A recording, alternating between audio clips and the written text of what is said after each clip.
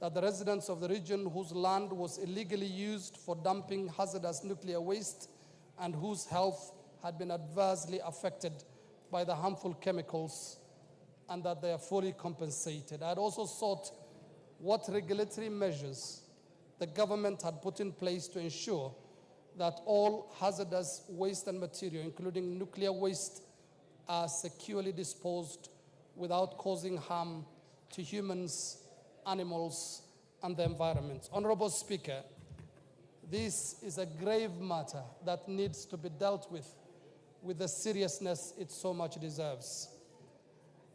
And I would really appreciate if the committee went back and gave us answers. Member for Wajir South. Yes, sir. I gave you an opportunity to seek a clarification on the statement. You are now debating your statement. Gikaria?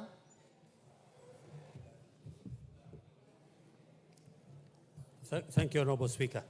Honorable Speaker, I hear the member. Honorable Speaker, this statement was sought under Standing Order number 44-2C for the purpose of the toxic waste that was dumped in the early 80s and 90s. And to be honest, Honorable Speaker, when I read the request by the member under Roman 1, Roman 2, and Roman 3, it is true, Honorable Speaker, other than only Roman 1. That is where we have given a lot of emphasis, not concentrating on Roman 2, where he sought whether there were any compensation, and lastly, Roman 3, where he has requested. And to be honest, Honorable Speaker, this House has passed so many ratifications that we have had on these hazardous waste, the mercury issue, the Manimeta Convention, and so many, and that is what we expected in this statement as a response. So I totally request, Honorable Speaker, that if the member is dissatisfied, as he has indicated, as a committee, we can make an inquiry ourselves, because, Honorable Speaker, under the Standing Order number 44-2C, it is only that we sought a statement. So if we can be allowed as a committee, we could be able to make ourselves an investigation and be able to give a proper response. Thank you. Okay, we'll take two more. Major Bashir. Thank you, Honorable Speaker, and for granting me this opportunity. Honorable Speaker, this issue of the toxic waste, as the chair of the committee has actually confirmed that the response is not really what we expected. Honorable Speaker, I want to urge this House, and with your indulgence, that we form a special select committee of Parliament to look into this matter, because that is the only way we can get to the bottom of this matter. Major Bashir, you know what to do. If you want a select committee, bring a motion. I will. Thank you very much. Yes, we cannot form a select committee by your intervention. Thank you very much, Honorable Speaker. We will do that necessary and ensure that we bring a motion to have a select committee so that this matter is dispensed with once and for all. The lives of the people of northern Kenya and Kenyans at large is at risk because of what has been done in the previous years, that issues of drilling of wells, oil, and so forth have happened. And it's important that we have a conclusion on this matter. So I will, in my capacity as the chair of the Pastoralist Parliamentary Group, bring a motion to have a select committee for this matter to be concluded. Thank you very much, Honorable Speaker. Thank you. Member for Wajir. Go ahead.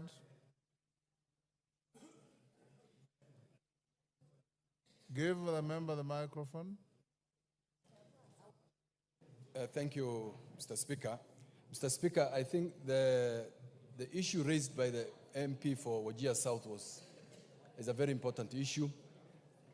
The chairman of the Committee on Environmental only dwelt on specific area of Kargi, and the issue was for northern Kenya.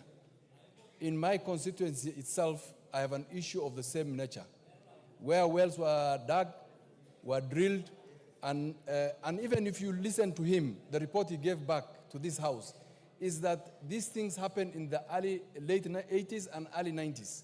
But the environmental impact assessments were done in the year 2000, 2000 and even today, the last 2 years, 2021. I think this committee should have gone into details of every region in this of northern Kenya that had wells drilled, so that they come out with a comprehensive report on what happened. Mr. Speaker, our people are in fear. There's so much panic on this issue of because people already thought, they knew that there was a problem of cancer in the area, and now that when this allegation came, that there were actually toxic waste which were dumped in those areas, that has also brought up again another fear and panic into the society of northern region. So I think the chairman should go back and get a comprehensive report on this issue so that we address it once and for all. Thank you, Mr. Speaker.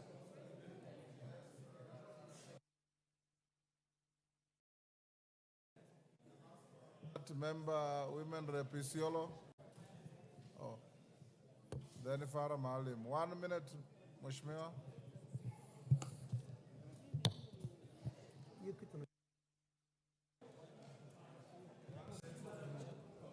All right. Thank you, Chair. Chair, I rise to... Please, Speaker. Honorable Speaker, sorry about that. Speaker, this is a matter that we've all lived to experience in terms of the impact that our people have encountered as a result of the waste that has been dumped in that part of the country, that is northern Kenya. Personally, we do have a number of people who are suffering cancer as a result of that. And it all happened between 80s and 90s. It is not something you can deny. It is something probably will require as a country to investigate thoroughly and put it to a conclusion. So even if we try to run away from it, we will not run away from this matter. We will keep experiencing burden in our health sector because it continues to affect us every other day. If you look at the number of people who are suffering cancer in that part of the country, it is so much that it should concern everybody in this part of the country, and we get into investigation to get to the bottom of the matter. So, Mr. Speaker, kindly guide us on the same. We are concerned as members of parliament from that part. Thank you. Farah Maalim, the last on that. Give Farah Maalim the mic. Mr. Speaker, thank you very much for giving me this opportunity. Mr. Speaker, I want to add my voice. Mr. Speaker, when we came to this house, me and you, late 1992, as early as 1993, I brought up this matter on the floor of the House. And the most strange thing about this, and I really want to see, to get the attention of my colleagues in this plenary, is that there were American soldiers, in some cases in uniform, who were moving around with drilling rigs, with very big containers that were in what you call vehicles, and everywhere where they were going to do the drilling of a borehole, they literally cordoned off that area. And the impression given is that these people are trying to drill for water to assist the community, but they will drill whatever they're going to drill, they put whatever they were going to put, and they cap it. And then, of course, this epidemic again of people around that place all ending up with cancer cases. Mr. Speaker, this thing has got a serious responsibility. At the time, I remember very well, the Minister for Energy was the late Biwott, Nicholas Biwott. I think there's need for us to get to the bottom of this thing. It's my considered conviction that serious money changed hands between outside countries and interests in outside countries and people who are in the system at the time from our own country. And it's because of that that people have decided to dump this thing because it's easier for them to dump it outside. Seek a clarification from Gikaria. Yes. So my position to the chair is that can we lift the veil on this thing and get to the bottom of it? Get to the bottom of this, because if we don't, any government in place is going to do the same things to different sections of the country, and this problem will be with us for hundreds of years, if not thousands of years to come. Thank you. So Honorable Gikaria. Thank you, Honorable Speaker. Honorable Gikaria, Yes. take your seat. In your preparation of order, in your preparation for this response, did you visit the affected areas or you just listened to public officers? Because listening to your statement is a total variance with the allegations being raised by members. Did you visit the affected areas? Honorable Speaker, this is just a response which was given by the CS in charge of environment, climate change and forestry, signed by her. And the committee was, once we got when the statement was sought by the honorable member, it was taken to the ministry. So that is why I had said, actually indicated that we are also dissatisfied with the going by what the request was done and the response. And some of the issues, the Honorable Speaker, I want to agree with the members, is that they are talking about cancerous issues. And when you put NOC, which just does oil exploration, and NEMA, which is just concerned with environment matters, without involving the Ministry of Health for them to be able to check what could be the cause of the cancer-related diseases, then I think there was. So as a committee, yes, Honorable Speaker, we didn't visit. This is just a response from the ministry. So I'll give you direction. Take time and interrogate that statement from the minister. As a committee, visit the affected areas and bring back a comprehensive report in the next 1 month. Speaker. Most Thank obliged, you. Honorable Speaker. Honorable members, before we go to the next order, allow me to acknowledge the following schools in the public gallery. Isiolo Boys Secondary School from Isiolo North, Oshol Academy from Mombasa, Nyali, Rubate Secondary School from Igambangombe, Tharaka Nithi, Ngurubani Secondary School from where Kirinyaga, that's in the Speaker's Gallery, and Ngururumo High School from Laikipia West, Laikipia. I have been requested by the member, Women Rep for Isiolo, to welcome the school from her county, and the women rep, no, the member from where also. So take 1 minute to welcome your students. Thank you. Thank you, Honorable Speaker. It's not here yet. Honorable Speaker, I stand here as the Isiolo County Women Representative to welcome all the visitors here, and especially my boys from Isiolo Boys Secondary School, who are accompanied by their deputy principal,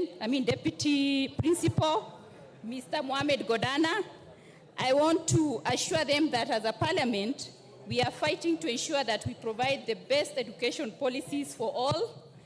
What we ask all of you is to focus on your education. We need to see a continuous increase in an academic performance in our county, as was recently witnessed from the increase of 90 students to a whopping 264 students to university.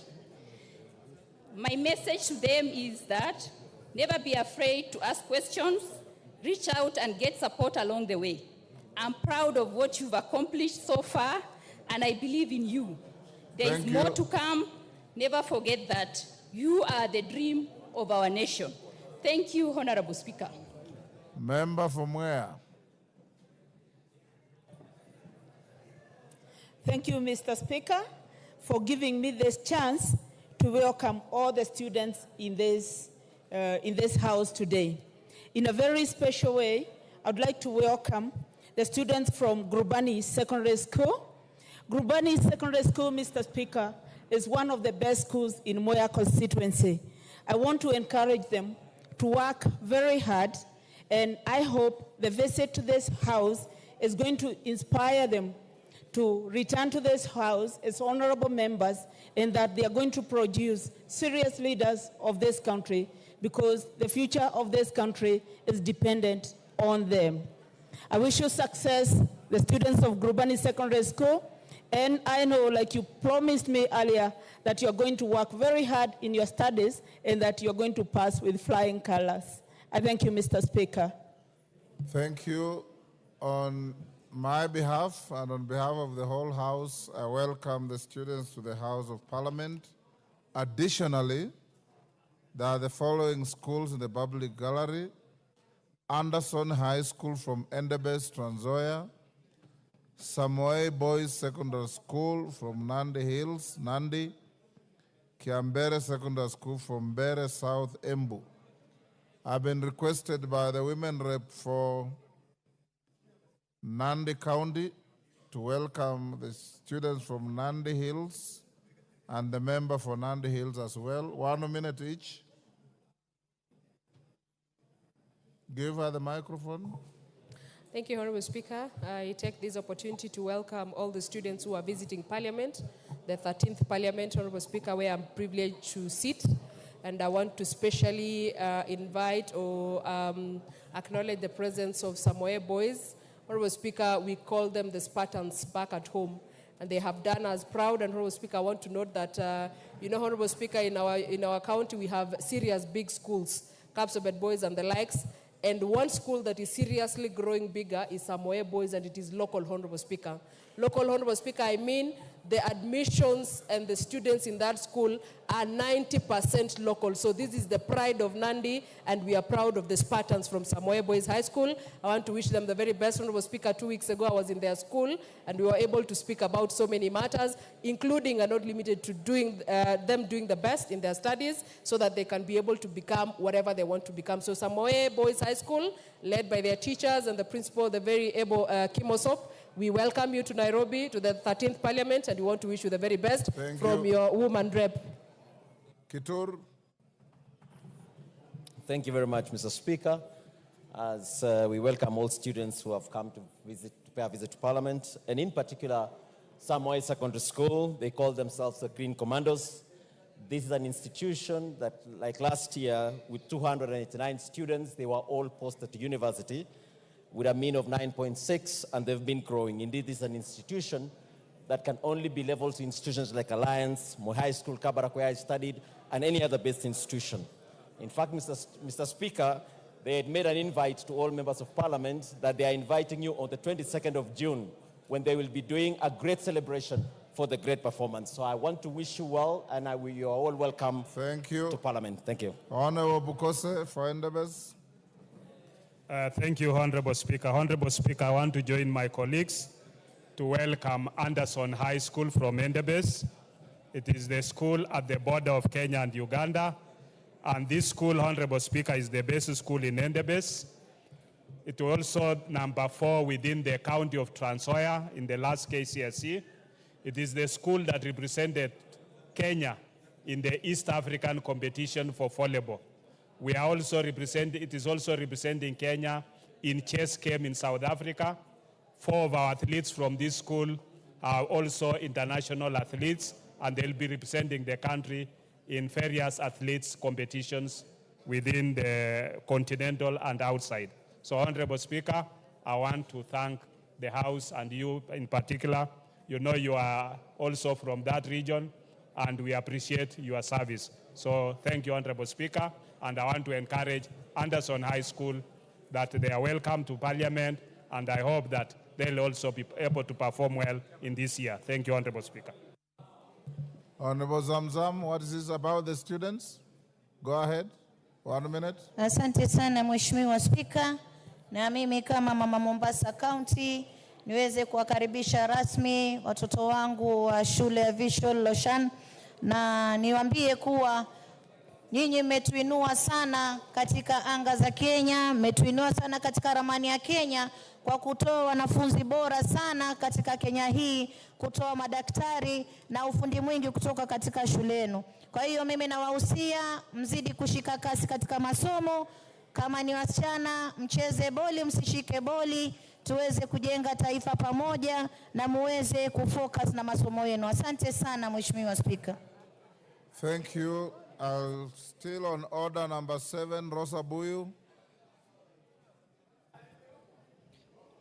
Thank you, Mr. Speaker, for your indulgence. I was slightly held up in the office attending to one of the constituents who'd come from Kisumu. Mr. Speaker, this is a request for a statement regarding compensation for land compulsorily acquired to construct Kisumu Northern Bypass. Honorable Speaker, pursuant to the provisions of Standing Order 44.2c, I wish to request for a statement from the chairperson of the Departmental Committee on Lands regarding the inordinate delay in compensation of landowners for land compulsorily acquired to construct the Kisumu Northern Bypass. Honorable Speaker, in 2015, almost 10 years ago, the government undertook major road infrastructure developments, including the construction of Kisumu Northern Bypass.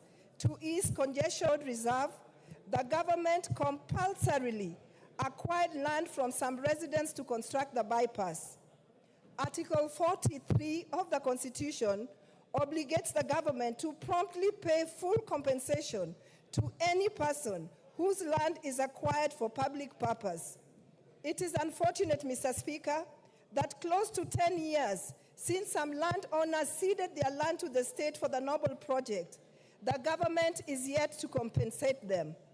Honorable Speaker, it is against this background that I request for a statement from the chairperson of the Departmental Committee on Lands on the following. 1, could a report be provided detailing all persons whose land was compulsorily acquired for construction of the Kisumu Northern Bypass in 2015? Also, provide the value of the acquired land and the status of compensation in respect of each of the affected landowners. 2, explain the reasons for delayed compensation of 18 affected landowners, despite numerous follow-up initiatives made through Usomaki Social Justice Center, a community-based organization. 3, Mr. Speaker, state the plans that the government has put in place to promptly compensate the affected landowners, including interest for lost earnings over the years since they handed over their land to the government, and state when the compensation will be settled. Mr. Speaker, I thank you. Chair Lands. Chair Lands.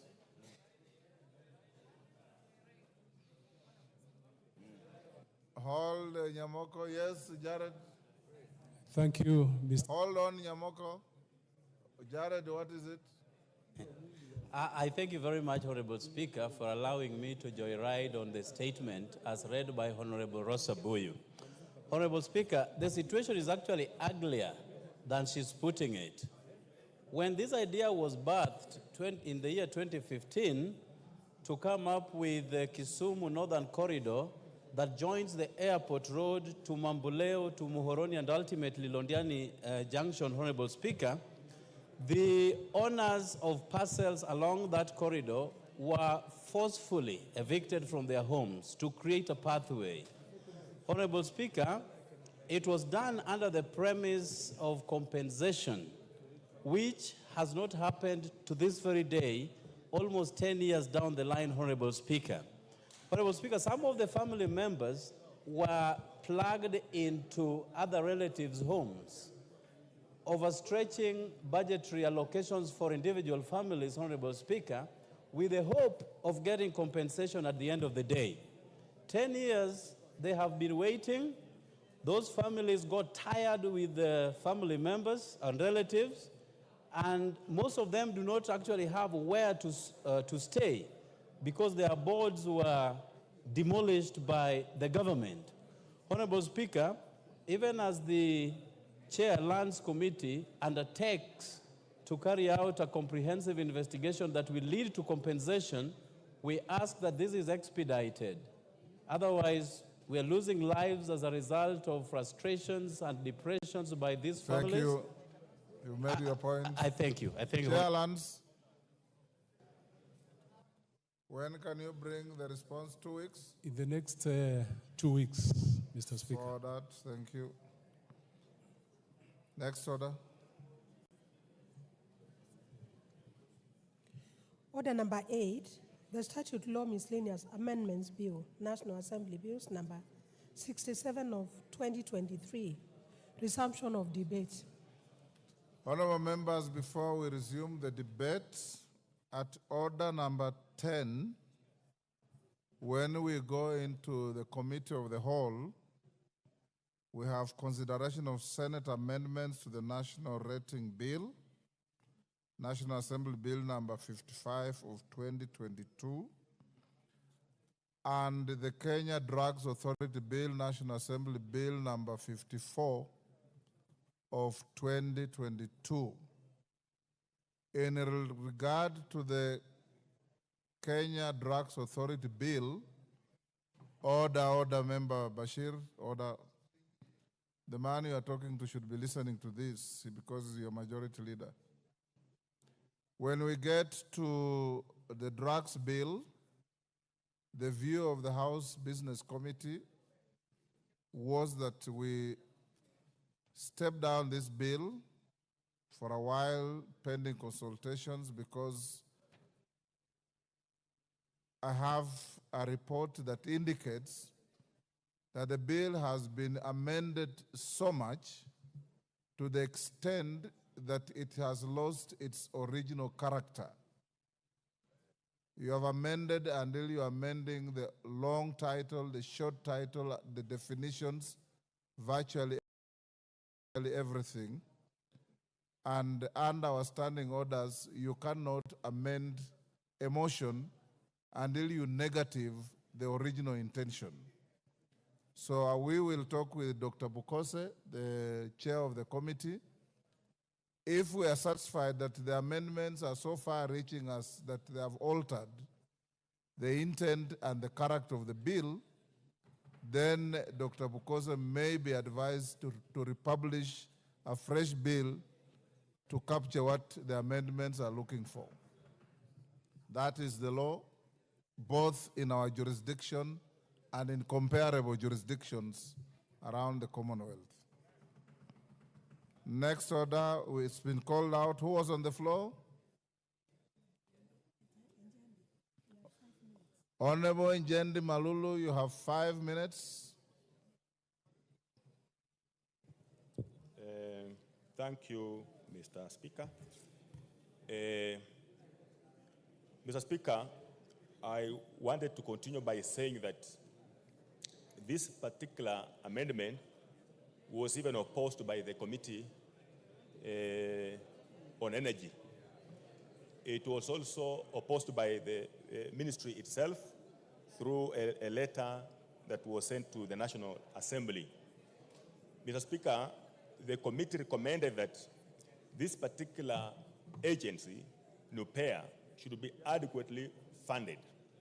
It also said that it recommended that this agency should continue discharging its mandates as required in Section 56 of the Energy Act. So, Mr. Speaker, I oppose this based on those facts. However, Mr. Speaker, after I developed keen interest in the main act and also the amendments, I found that Section 54 of the Energy Act of 2019 that establishes NUPEA, there was no any amendments on this particular section in regard to what was said on the floor by the move of the motion. And as much as the memorandum of objects and reasons indicating the winding up of this agency, Mr. Speaker, we look at the amendments that are there in the miscellaneous amendment bill that is on the floor. We don't have any amendments to that effect. So this leaves me even wondering why this was mentioned by the mover and it appears in the objects, I mean the memorandum of objects and reasons, and yet the main amendments do not reflect what was actually argued by the mover. Mr. Speaker, as I had said earlier, that was the only one that I was opposing in terms of amendment. Otherwise, I was in support with the rest of the amendments. And particularly, I'm impressed with the amendment that includes KPLC in the membership of REREC. Mr. Speaker, this will ensure effective collaboration between REREC and KPLC, because we've had a lot of challenges on the ground in the field when it comes to lighting in our villages, in our constituencies. Mr. Speaker, we are aware REREC is really doing a good work in terms of last mile installation in our villages. What we have noted is that because of the disconnect between KPLC and REREC, the REREC does the installation of last mile, identifies homesteads, identifies houses. It actually constructs a power line up to the point of a transformer. Mr. Speaker, what usually happens after commissioning by REREC and handing over this power to Kenya Power, it can take 6 months, it can take 2 years or even 3 years before Kenya Power actually does the metering in homes. This, Mr. Speaker, results into a lot of complaints. It results into a lot of vandalism of property that belongs to Kenya, to REREC, so that at the end of the day, when the meters normally come, you find that Kenya Power or REREC is spending further in terms of repairing and purchasing the property that was destroyed. Mr. Speaker, also, this will enable us not to lose any opportunity in terms of using the power that is normally at our doorsteps, and yet because of lack of metering, we don't enjoy it. Mr. Speaker, also, we've had a lot of challenge that after we have, REREC has installed the transformer, powered the transformer, when it takes time to install, to put meters in people's homes, and scrupulous contractors normally come and start laying illegal lines, so that you find many other homes have been connected outside the 600-meter requirement. You find that when the time comes for metering now, we have also a problem now, conflict, and then an MP is involved, household complaining that how come I have a meter and I've not been connected to the power line. So I support all these except this particular one of winding up NUPEA and transferring resources of NUPEA to the Ministry of Energy. Thank you, Mr. Speaker.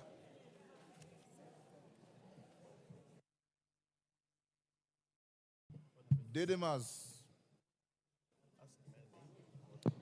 Thank you, Mr. Speaker, for giving me this opportunity. And I want to state from the very beginning that I support this miscellaneous amendment bill because, Mr. Speaker, if you look at the proposed amendment to the Children's Act, it's basically the bill proposes to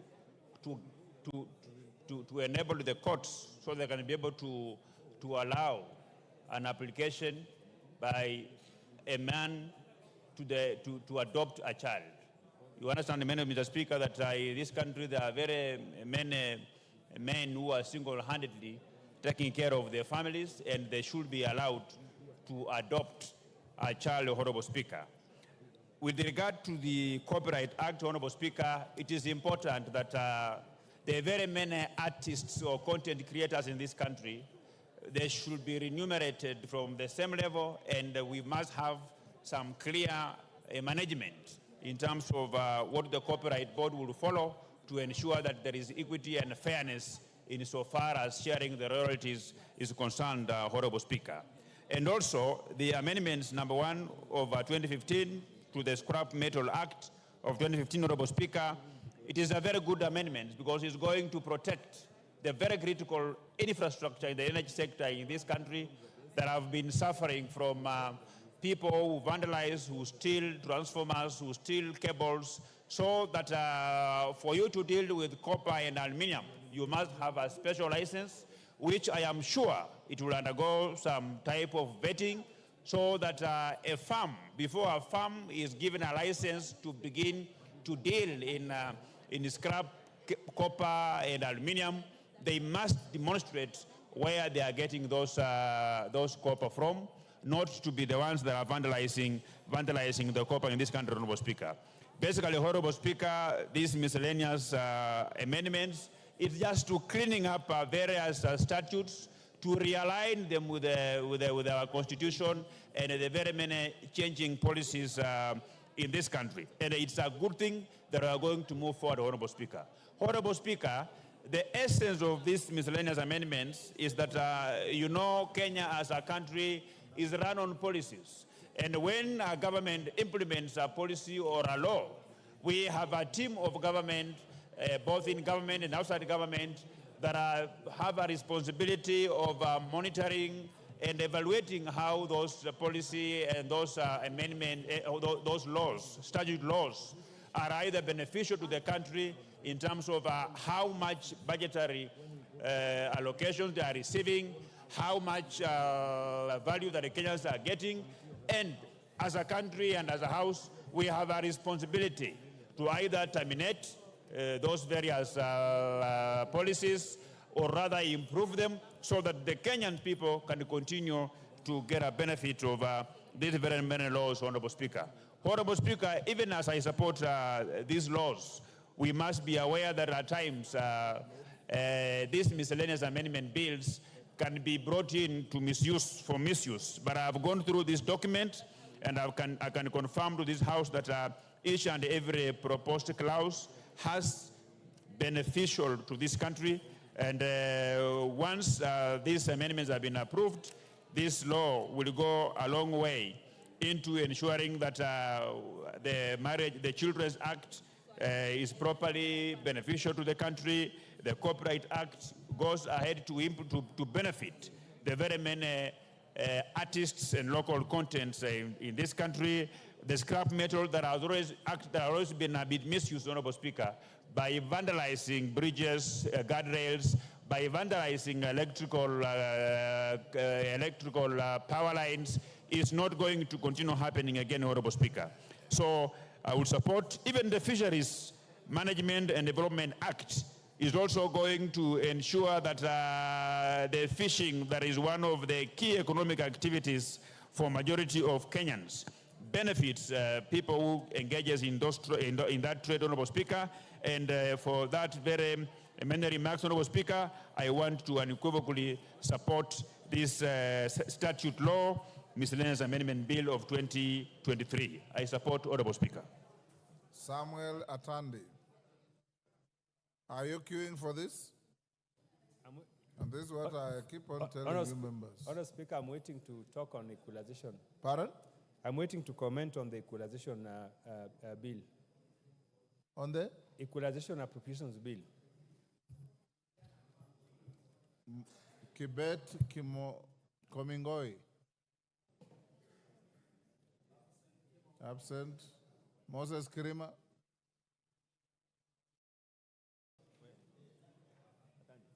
Honorable Kaluma. Thank you, Honorable Speaker. Honorable Speaker, I support... Just before Kaluma, you go on, Clerk, can you wipe the screen? And those who want to speak to this motion, this bill, put in your requests. I see Thuku Kwenya, I see Samuel Atandi. You've changed your mind. Then remove your card. Okay. Yeah, Honorable Speaker, thank you for the opportunity to address the matter of this bill. Honorable Speaker, I support the proposed amendments to the Judicial Service Act, just as I also support the proposed amendments to the Parliamentary Service Act. Honorable Speaker, I support these particular provisions because the mandate of these particular commissions are in the Constitution. The Parliamentary Service Commission has to deal with matters of facilities and welfare for members. We've had situations in the past, Honorable Speaker, where sister commissions are encroaching into the mandate of the Parliamentary Service Commission. And I support this particular amendment because it would make it clear those matters which the Parliamentary Service Commission and the Judicial Service Commission should be dealing with. Honorable Speaker, we must remember there is a good reason as to why we have a Parliamentary Service Commission for this arm of government, and then we have a Judicial Service Commission for the other arm of government. We need those commissions to protect these two arms within the areas of their constitutional mandates. But Honorable Speaker, I oppose amendments proposed to the Children's Act, as I do also the amendments proposed to the Adoption Act. Honorable Speaker, it is proposed to amend the Children's Act to delete Section 184, subsection 4. And Honorable Speaker, just to put the Parliament in good light, let me read what Section 186, subsection 4 deals with. Honorable Speaker, the subject under Section 186 is the matter of who may apply to adopt a child. Who may apply to adopt a child. At subsection 4, it says the court shall not make an adoption order in favor of a sole male applicant, unless the applicant is a blood relative of a child. We are proposing to delete this provision to allow any male applicant, even if not related to a child, and in spite the gender of that child, to adopt a child. Honorable Speaker, that is a very dangerous amendment proposition. Why would I, as a male person, seek to adopt a child I'm not related to, and I'm not living with a female? Number one, what am I to do with the child if there is no distinction, Honorable Speaker, as to the gender of the child? Honorable Speaker, I'm addressing a proposed deletion of Section 186, subsection 4. A very dangerous proposal, Honorable Speaker, coming through this statute law miscellaneous amendment. And Honorable Speaker was explaining that when you read Section 186, Honorable Speaker, it is at page 1815 of the bill. 186, subsection 4, proposed to be deleted. At that page, it says the court shall not make an adoption order in favor of a sole male applicant unless the applicant is a blood relative of the child. Honorable Speaker, we know what it takes to take care of a young child. How can a male person who is a sole male person, not in marriage, not with any other person, adopt such a child? And we are not talking about the gender of the child. How can I be allowed to adopt a child I'm not related to, who is a girl, and I go with this child? Honorable Speaker, I want to say this provision is very dangerous. And I wanted to say, Honorable Speaker, that we took a lot of thought into the current Children's Act. And we had very good reasons to have this provision. We could risk children to defile us. Order, Honorable Kajwang. Stop cheering. Go on. Honorable Speaker, you could have people who are not related to a child. We have not specified even the gender of the child. These people can mess up a child beyond measure and beyond the control of the court. And as Honorable Speaker, I wanted to ask the members that there is a good reason as to why we prescribed the subsection 4 of Section 186, which is sought to be removed. We oppose this one. Number two is that this particular provision, Honorable Speaker, is quite substantive to be considered, casually within the context of a statute law miscellaneous amendment bill. Honorable Speaker, at section 186, subsection 6F, Honorable Speaker, you'll again see at that same page 1815, the deletion being proposed. And Honorable Speaker, this is very serious. I wished particularly our county members of parliament would look at these provisions. Very critical for the family. Honorable Speaker, this deals with adoption of a child. And the provision which is sought to be removed at 6F says, the court shall not make an adoption order in favor of an applicant or joint applicants if the applicant or joint applicants or any of them is a foreign applicant except where the applicant is a biological relative of the child. What is the problem with that provision? It is protecting our children. Honorable Speaker, we've had cases of child trafficking. We've had cases of organ harvesting, sourced from children being moved from jurisdictions to other jurisdictions. We have cases of child pornography. I mean, how do you want to delete a provision which is securing our children from foreigners unless they are biological relatives? What protection do those children have after they are moved out of jurisdiction? Honorable Speaker, these are very fundamental provisions. And I wanted to say that if we are dealing with the provisions of Article 53, particularly the rights of the child as protected under Article 53, if we read it keenly, we cannot delete these provisions proposed.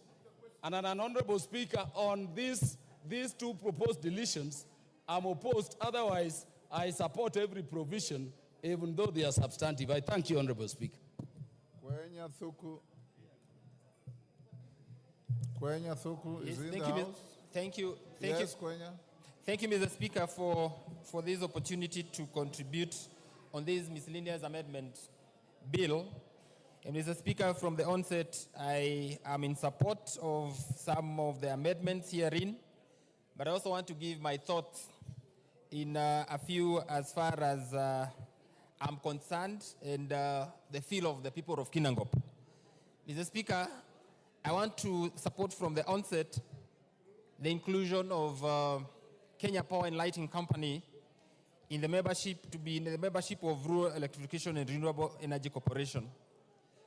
We have had issues of electrification in our constituencies, Mr. Speaker, and once work is done by REREC, there have not been proper transition from REREC to the body now that takes charge of the power lines and serves our people with electricity.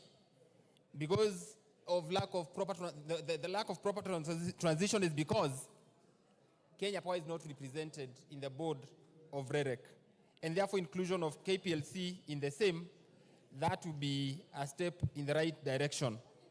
Mr. Speaker, of importance in this bill that I wish to give my thoughts is on the issue of this amendment that is proposed on the Scrap Metal Act of 2015.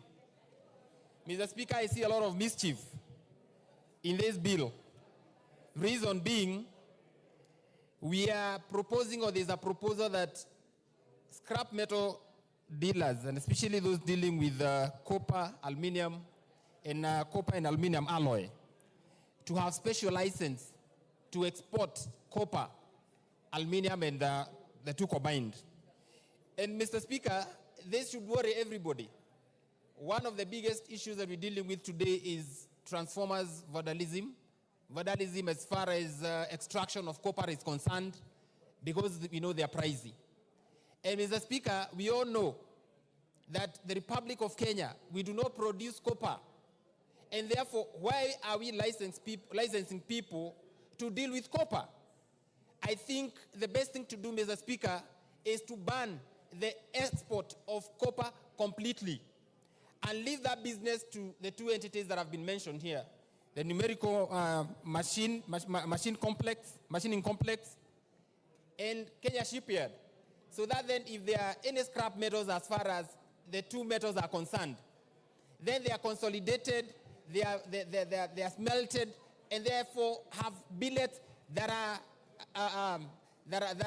under the custody of the two public entities.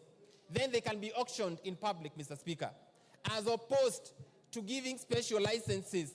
And actually, this is now being left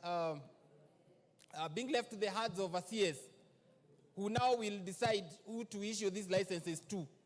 And therefore, Mr. Speaker, we may be forming cartels that are going to be responsible of vandalizing our transformers, and this is a challenge that we've been having every year.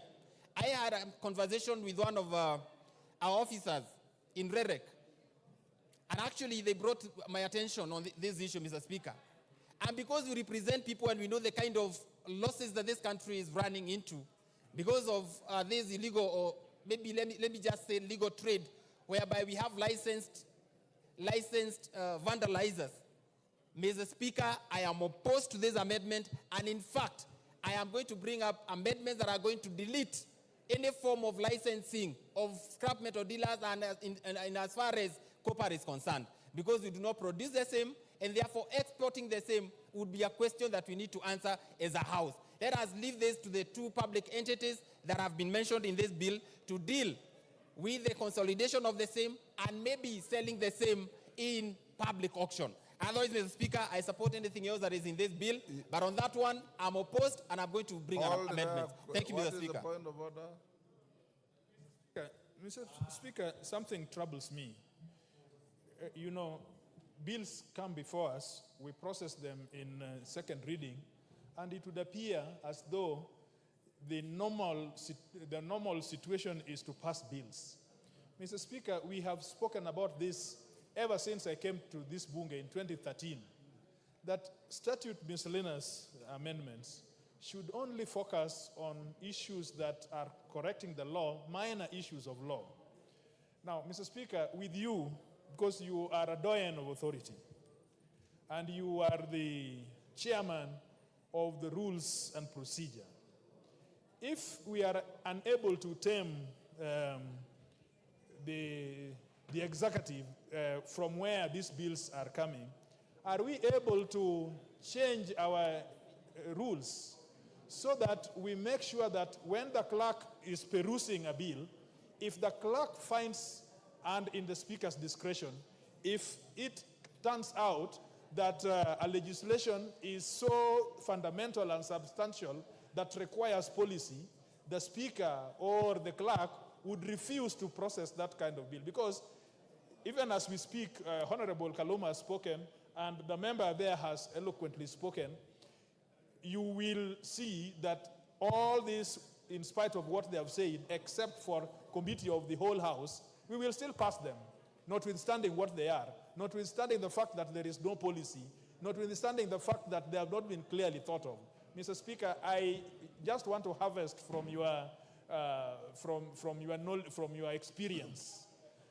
Is it possible that your committee, the Rules Committee, we could come up with a change of the standing orders? Because presently, nothing like that appears. Thank you. Bring your petition to the Rules Committee to be looked out. I have no reason to believe that this bill will go through or not until you vote. So we leave it there. Bring a petition to look at it. Thuku Kwenya. Let me summarize, Mr. Speaker, by saying I am opposed to this amendment. I am going to bring in further amendments so that then we align and make sure that there's no trade that is going to happen in this country in as far as exportation of copper is concerned. Mr. Speaker, I support with reservations. Zamzam Chimba.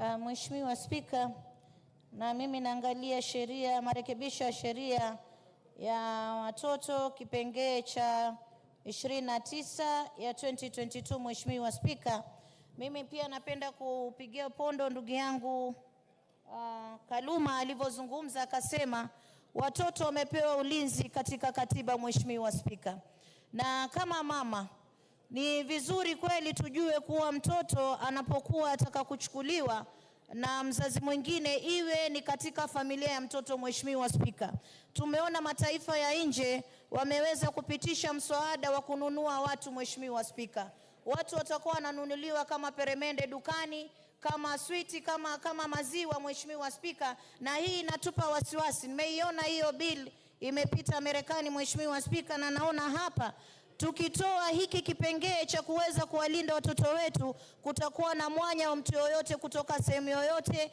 kuchukua mtoto kwa jina la adoption, lakini pengine wanaenda kutumika kwa mambo mengine. Mheshimiwa Spika, na hasa kipengee kile kimemlinda mtoto kusema kuwa mtu wa kiume, mwanaume asiweze kuchukua mtoto, kwa sababu kwanza mwanaume hajapewa ile nguvu ya kuweza kulea mtoto kama vile mama. Kwa hiyo mimi napenda hichi kipengee kisiweze kuguswa, ili wale watoto wetu waweze kupata ulinzi, wasiweze kujipata katika mikono ya watu ambao si watu wazuri. Mheshimiwa Spika, watu wengi wanaingia na jina la adoption, Mheshimiwa Spika, lakini mwisho wa kwisha wanaenda kutumia watoto, wengine wanatoa viungo vya mwili. Huwezi kujua mtoto kama anakaa vizuri, hakuna mtu ambaye anafuatilia kule mtoto alikokwenda. Kwa hiyo ni vizuri mtu wa karibu wa damu ya mtoto ndio aweze kuchukua mtoto. Mheshimiwa Spika, kwa hii mimi nasema hichi kipengee kisiweze kubadilishwa. Asante sana Mheshimiwa Spika.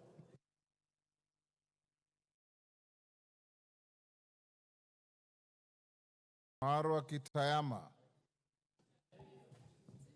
Mheshimiwa Spika, ingawaji nilikuwa nataka kuchangia kwa hoja ambayo inafuatia, lakini Mheshimiwa Spika, ni wazi kwamba kuna matatizo. Kama hizi ile ulitaka, yield the floor to somebody else. Well guided, Mr. Speaker.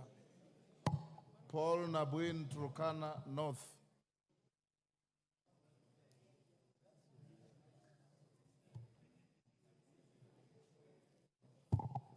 Speaker, I wasn't keen on which one was coming through.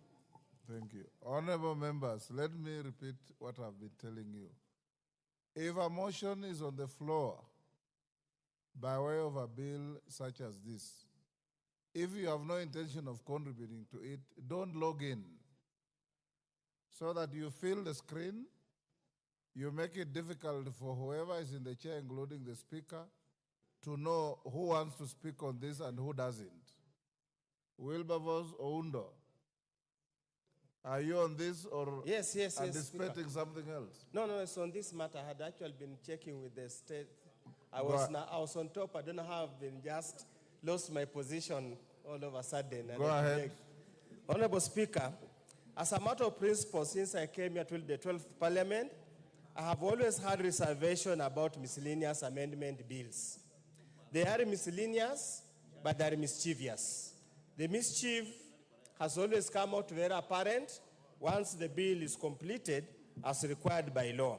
Honorable Speaker, the bill, as published, has got very fundamental amendments to the law, and some go to the core of the various bills of rights under the Constitution of Kenya, and therefore should not actually meet the threshold of a miscellaneous bill to rectify minor changes.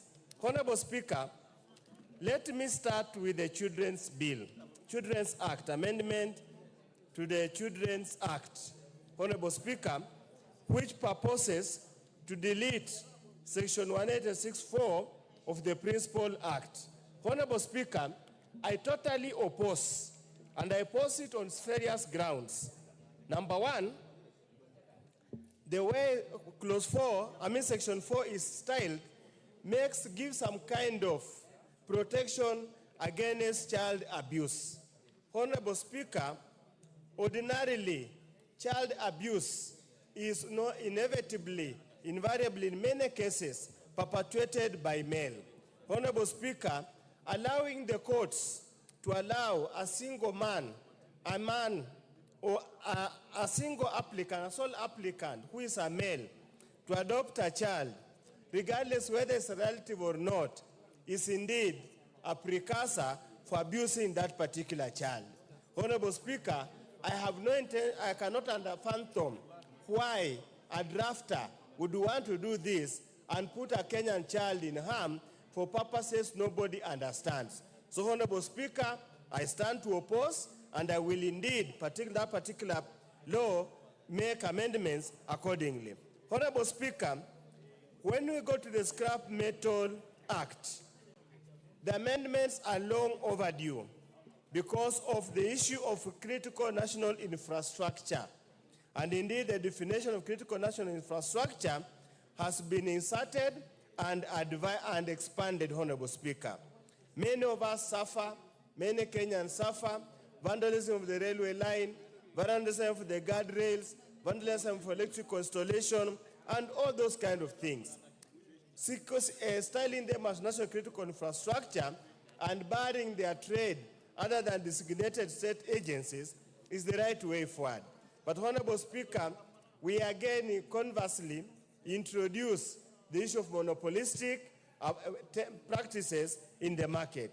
Probably in the wisdom of the Committee of Energy, we need to find it in such a way that the Cabinet Secretary can license any competent national agency, state agency, sort of restricting to only the two, Numerical Machining Complex and Kenya Shipyard Limited, Honorable Speaker.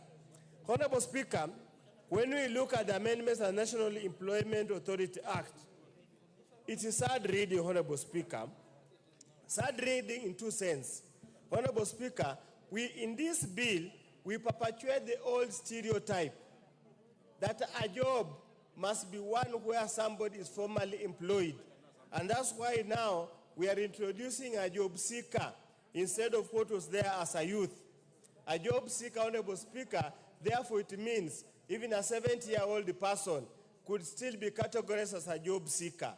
That will defeat the essence of the National Employment Authority Act, which focus was on the youth. Even, Honorable Speaker, when you read the other provisions, then by changing of the word from youth to job seeker, you defeat the amendments contained in clause 2, or dealing with section 37, which says the authority shall establish incentives to reward a private institution that employs Kenyans within 6 months of completing their certificate or undergraduate studies and who do not possess more than 5 years experience. Honorable Speaker, inevitably those are the youths. They're the ones who are in active training. So, Honorable Speaker, if you introduce the word job seeker, then you expand the application of this incentive to anybody else. And Honorable Speaker, again, the danger we are creating here, we are again perpetuating that a job seeker must be quotes, must have a written job. Yet, under Vision 2030, MTP3, and as expanded MTP4, a job does not need to have been a formal employment. You can run your own job. You can run your own self-entrepreneurship. You do not have to be a job seeker. We are stereotyping the old mentality that a job is a white-collar job.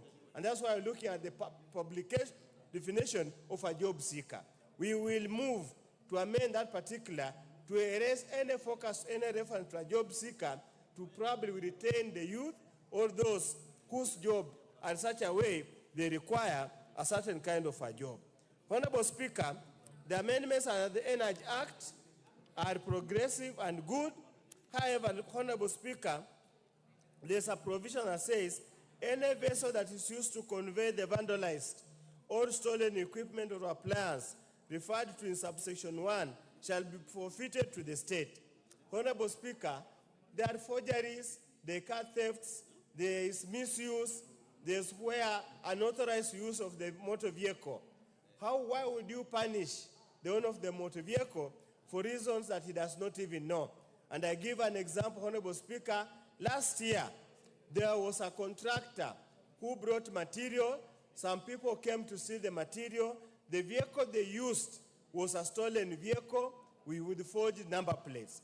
Honorable Speaker, probably we need to put a provision that as long as whoever, the owner of the vehicle, can prove that he did not authorize for the use of that vehicle. Finally, Honorable Speaker, allow me to make a comment on the Parliamentary Service Act and the Judicial Service Act. And this, we are trying to legislate, Honorable Speaker, matters that could have purely been administrative of nature.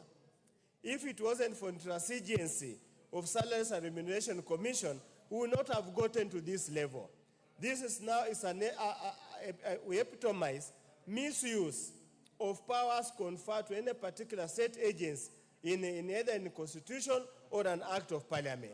The CRC, to the very able layman's understanding and even a lawmaker's understanding, was basically to deal with salaries. The basics of mileage, basics of sleeping allowance, basics of daily allowances should surely be such mundane matters that a body of such content provided from the Constitution should not go into this. But we are forced to legislate this because CRC has become rogue, so to speak, has usurped power beyond the powers that was. Honorable Speaker, as I conclude, miscellaneous amendment bill is always a mischievous amendment, so that there's less focus on particular important matters so they get through. But I want to urge my colleagues who are here, the amendments and the Children's Act are extremely dangerous. I would even request JLAC to actually disallow or even remove an amendment, not to allow those particular amendments, because we are endangering the Kenyan children. We are allowing the Kenyan children to be in the hands of abusers, people who are going to abuse these children, regardless of relationship, whether blood or not. Honorable Speaker, with those few remarks, I support the bill, but with reservations that will move in the committee of the whole House. Thank you, Honorable Speaker. Thank you. Member for Narok East, Honorable Aramat.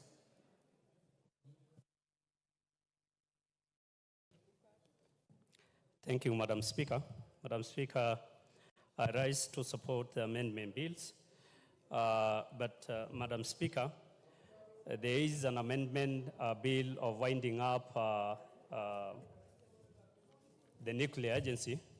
And Madam Speaker, we feel as a committee that winding up of the nuclear energy agency would not be of interest to this country.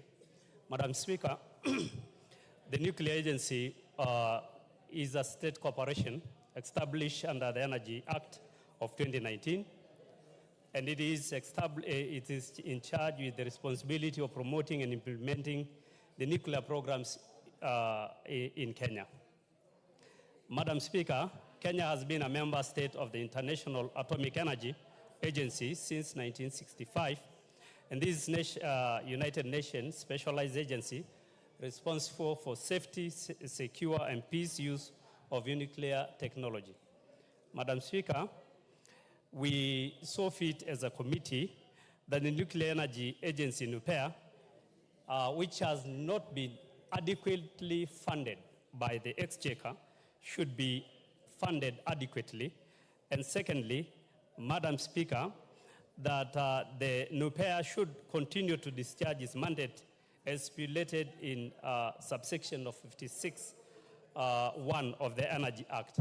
Madam Speaker, we don't intend or we request this House to support the nuclear agency so that it should not be winded up.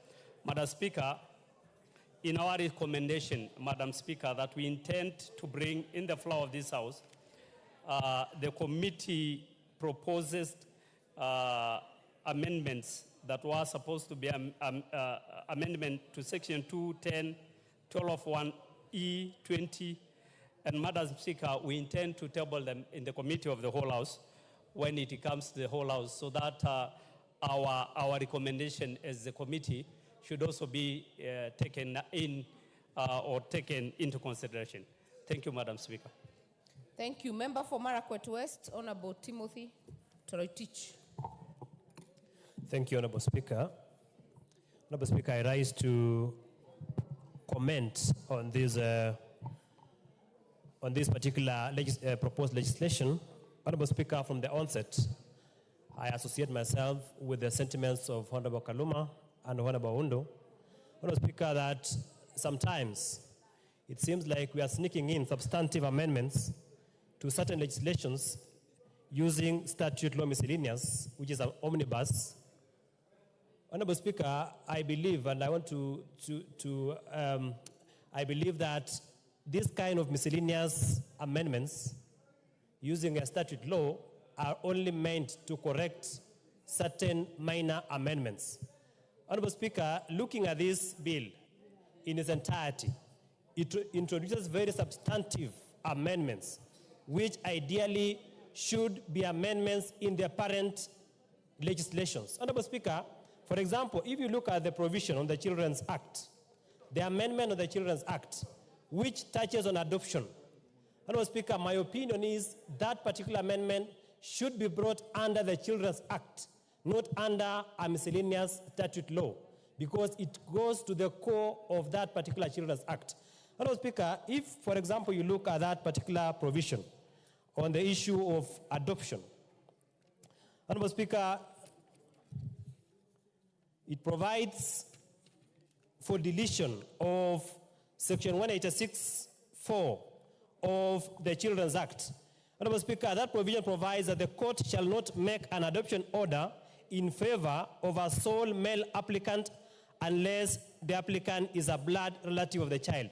Honorable Speaker, in my opinion, the wisdom behind that particular provision of the law under the Children's Act was to protect the best interest of our children. Honorable Speaker, we now want to delete that particular provision and give sole male applicants the ability or the capacity to adopt children. In my opinion, that is actually the reason I have read the report. They are saying that that particular provision is discriminatory. Honorable Speaker, in my opinion, the same was put in that particular law to protect the best interest of a child. Honorable Speaker, we are giving a sole male applicant, for example, to adopt a girl. Honorable Speaker, we are not sure whether the best interests of that particular child will be protected by that sole male applicant. Honorable Speaker, that is a provision that when the time comes, I will propose that that particular provision be deleted. Honorable Speaker, subsequently, this also provision provides under 186 that 186F be deleted. Honorable Speaker, what does 186F say? Honorable Speaker, it provides that the court shall not make an adoption order in favor of an applicant or joint applicants if the applicant or joint applicants or any of them is a foreign applicant, except where the applicant is a biological relative of the child. Honorable Speaker, so we are opening up adoption of foreigners. Honorable Speaker, it must be with exemptions. If you read at this, so if we open up adoption for foreigners to our children, then it must be with moderation. So, Honorable Speaker, we must look further. If, for example, in the unlikely event that we adopt this particular amendment and we allow foreigners to adopt our children, then we must set up exemptions to that. As we speak, there are no exemptions to foreigners adopting our young children. So, Honorable Speaker, I oppose those two provisions, but Honorable Speaker, the others that I support. There is a provision to amend the National Youth Employment Act to delete the word youth. Honorable Speaker, that is an amendment that I support because that law must not only be in respect to the youth. Honorable Speaker, the issue of unemployment in this country is something that we must be able to address. And the wisdom behind that particular law was to address the issues of youth unemployment. But this country, there are so many graduates who are churning out of universities, and some do not get jobs even after exceeding the age of 35, which is outside the age of the youth bracket. So, Honorable Speaker, I support the amendment to the effect that in the title of that particular law, we delete the word youth so that it is that law becomes the National Employment Act, so that it doesn't confine itself to the youth only. There are people in this country who are 38 years, they are 40 years, they are 45 years, they are 50 years, but have not been employed. So if we have this act only apply to the unemployed youth, then it is discriminatory upon those who have attained the age of 35 because this particular law will not apply to them. So I support the amendment to the extent that the word youth is deleted so that it becomes the National Employment Authority. So, Honorable Speaker, I rise to express my mind on this particular statute law amendment, but to the extent that we shall have time to express our reservations when it comes to the second reading. Thank you, Honorable Speaker. Member for Aldai.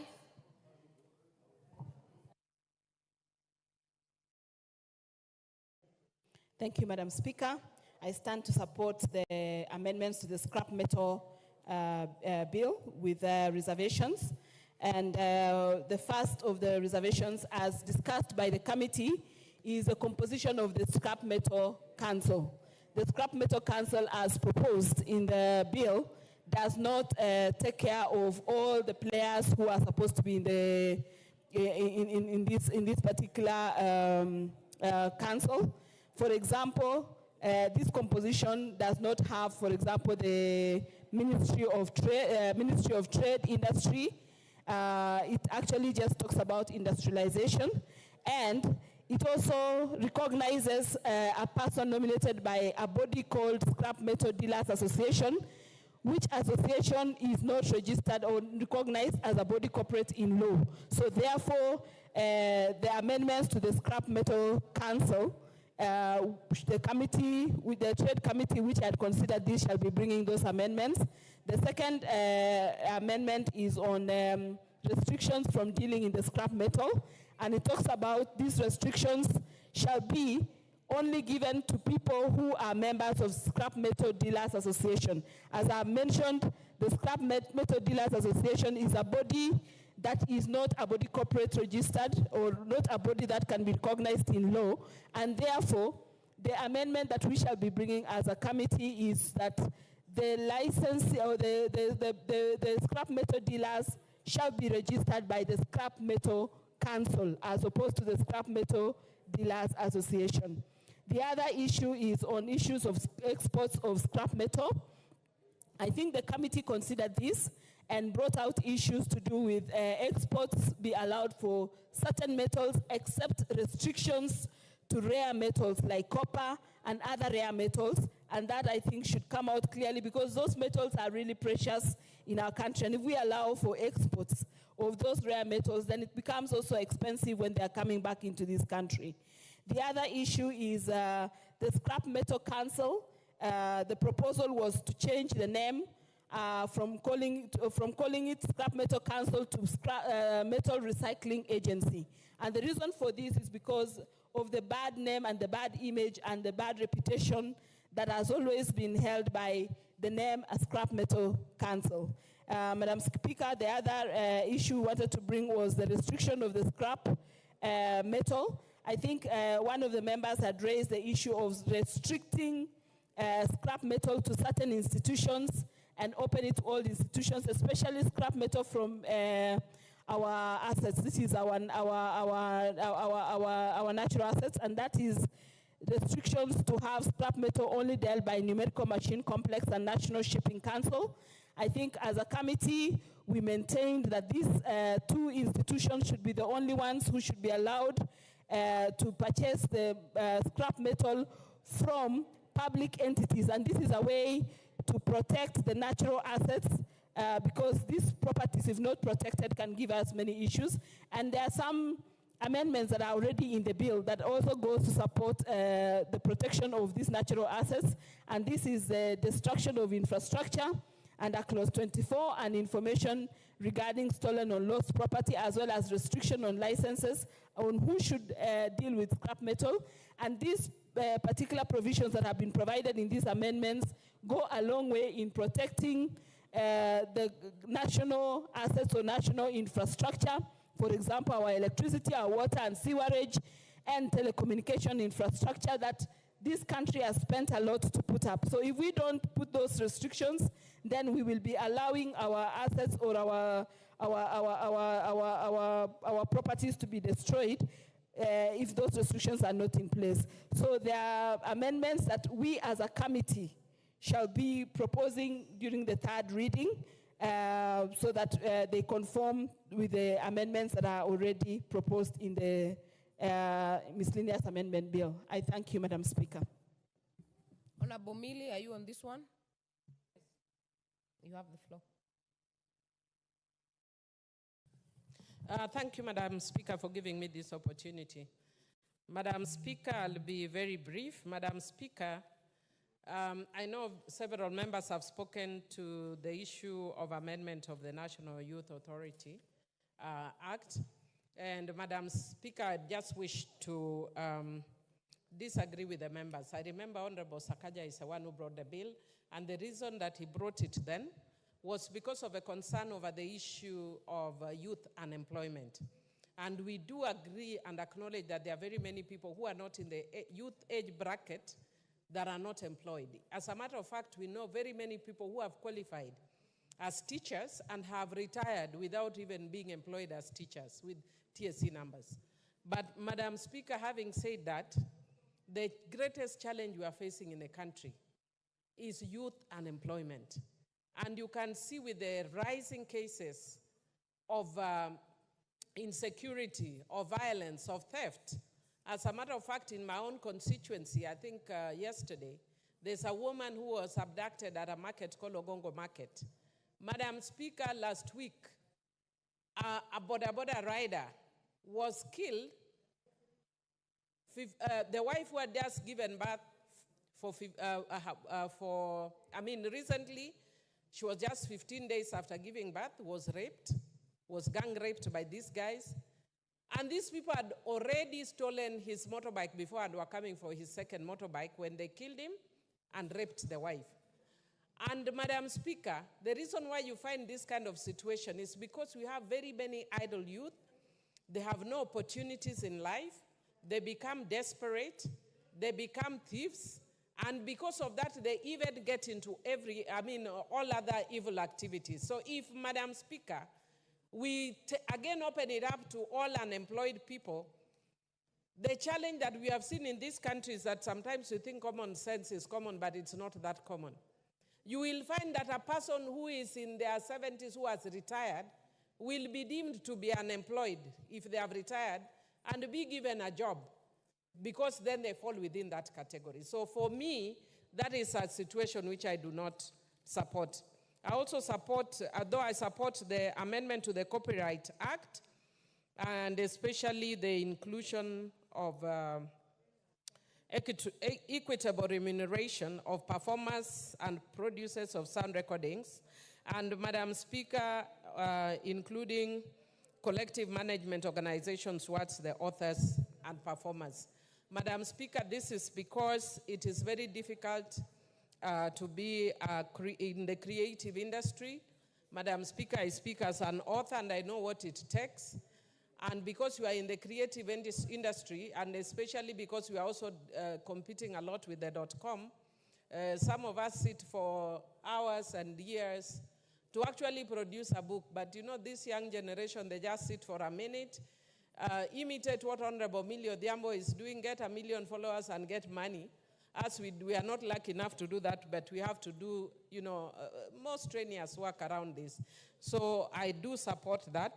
Madam Speaker, I support the proposed amendment to the Fisheries Management and Development Act, but want to encourage the majority leader that other than this miscellaneous amendment, please bring a more comprehensive amendment to the Fisheries Management Act, because we are facing several. Thank you. He has alerted me that there is a bill, and I will actually look at it, because we are facing very, very serious challenges in the fishing industry. There is always clashes with the fisher folk. More recently, people from Homa Bay Town constituency came and killed people in my own constituency because they are fighting over different fishing methods and different space. Unlike the land where people have title deeds, there are no title deeds in the lake. And we have different kinds of fishing that requires people to fish different times. This was never foreseen in the past because we have always thought that the waters are infinite. But we have discovered that it's now limited as the populations grow, as people move to fish in my area. As a matter of fact, actually, the persons that play a very significant role of fisheries in my constituency are Somalis. We are not against them, but it does shows you that this is a small resource, that people are coming all the way from northern Kenya, from Uganda, from Tanzania, to use the same resource. And conflicts are bound to arise, and we must therefore come up with the laws that actually deal with those kind of issues. Finally, Madam Speaker, I want to agree to some extent with Honorable Kaluma on the issue of adoption. I'm saying to some extent because you have to look at carefully the Constitution, and I presume the persons who are seeking this amendment are looking at the issue of discrimination. That if you are looking at a single female applicant can be allowed to adopt a child, I'm sure they are thinking, what about a single male applicant? I think what I would propose is that there should be a further amendment, whether for female or male, so that we look at the best interest of a child anytime we are dealing with the issue of adoption. Because, Madam Speaker, we have very unique and special circumstances relating to children in adoption spectrum. And Madam Speaker, as a person who actually brought the bill on counter-trafficking in persons, as a consequence of being the director of the Cradle the Children Foundation then, I'm not the director now, and I dealt with many cases of trafficking, one which even forced us to exhume a body to confirm whether one of the children was actually a child to the parents or the alleged parents. And Madam Speaker, because of that, if we want to stem that, it is important that we stem the issues of trafficking in persons. Honorable Ichungwa, you know you cannot harass me here. I know you have missed me. But if you want me to deal with you, I will deal with you perpendicularly. Sorry, but I don't want to deal with you today. But Madam Speaker, I just want to indicate that because of that, I do support, but I would be supporting with the proposed further amendments, that you must look at unique circumstances and situations relating to specific children and their circumstances. I support with amendments. Honorable Ishungwa, Honorable Millie says she's in a good mood today. She's not willing to deal with you. I'll call you to reply. There being no further request on this one. Thank you, Speaker. And as a reply, I don't know if you also heard the first sentence from the Honorable Millie.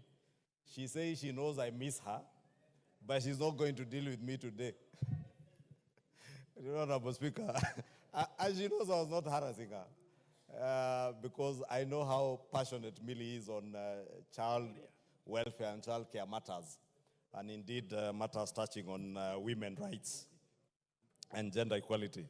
Therefore, I cannot harass her, and I know she was also missing me, and she's happy to see me, just like as I'm happy to see her. But Honorable Speaker, allow me as I reply to begin with the issue, that particular issue of the provisions relating to the Child Care Act. And Honorable Speaker, as I mentioned, I think the Honorable Owen Bayer mentioned during the time he was moving this bill on my behalf, this emanated from a court ruling that allowed now single males to be able to adopt children. But there are concerns, Honorable Speaker, and I want to agree with many members who have raised this issue, that indeed there is a major concern on matters touching on issues to do with child trafficking. There are also issues touching on... Hold on. Honorable Kaluma, what's out of order? The Honorable Speaker, the Honorable Majority Leader, whom I respect very much, has mentioned proposed in this bill, which is arising from some court ruling.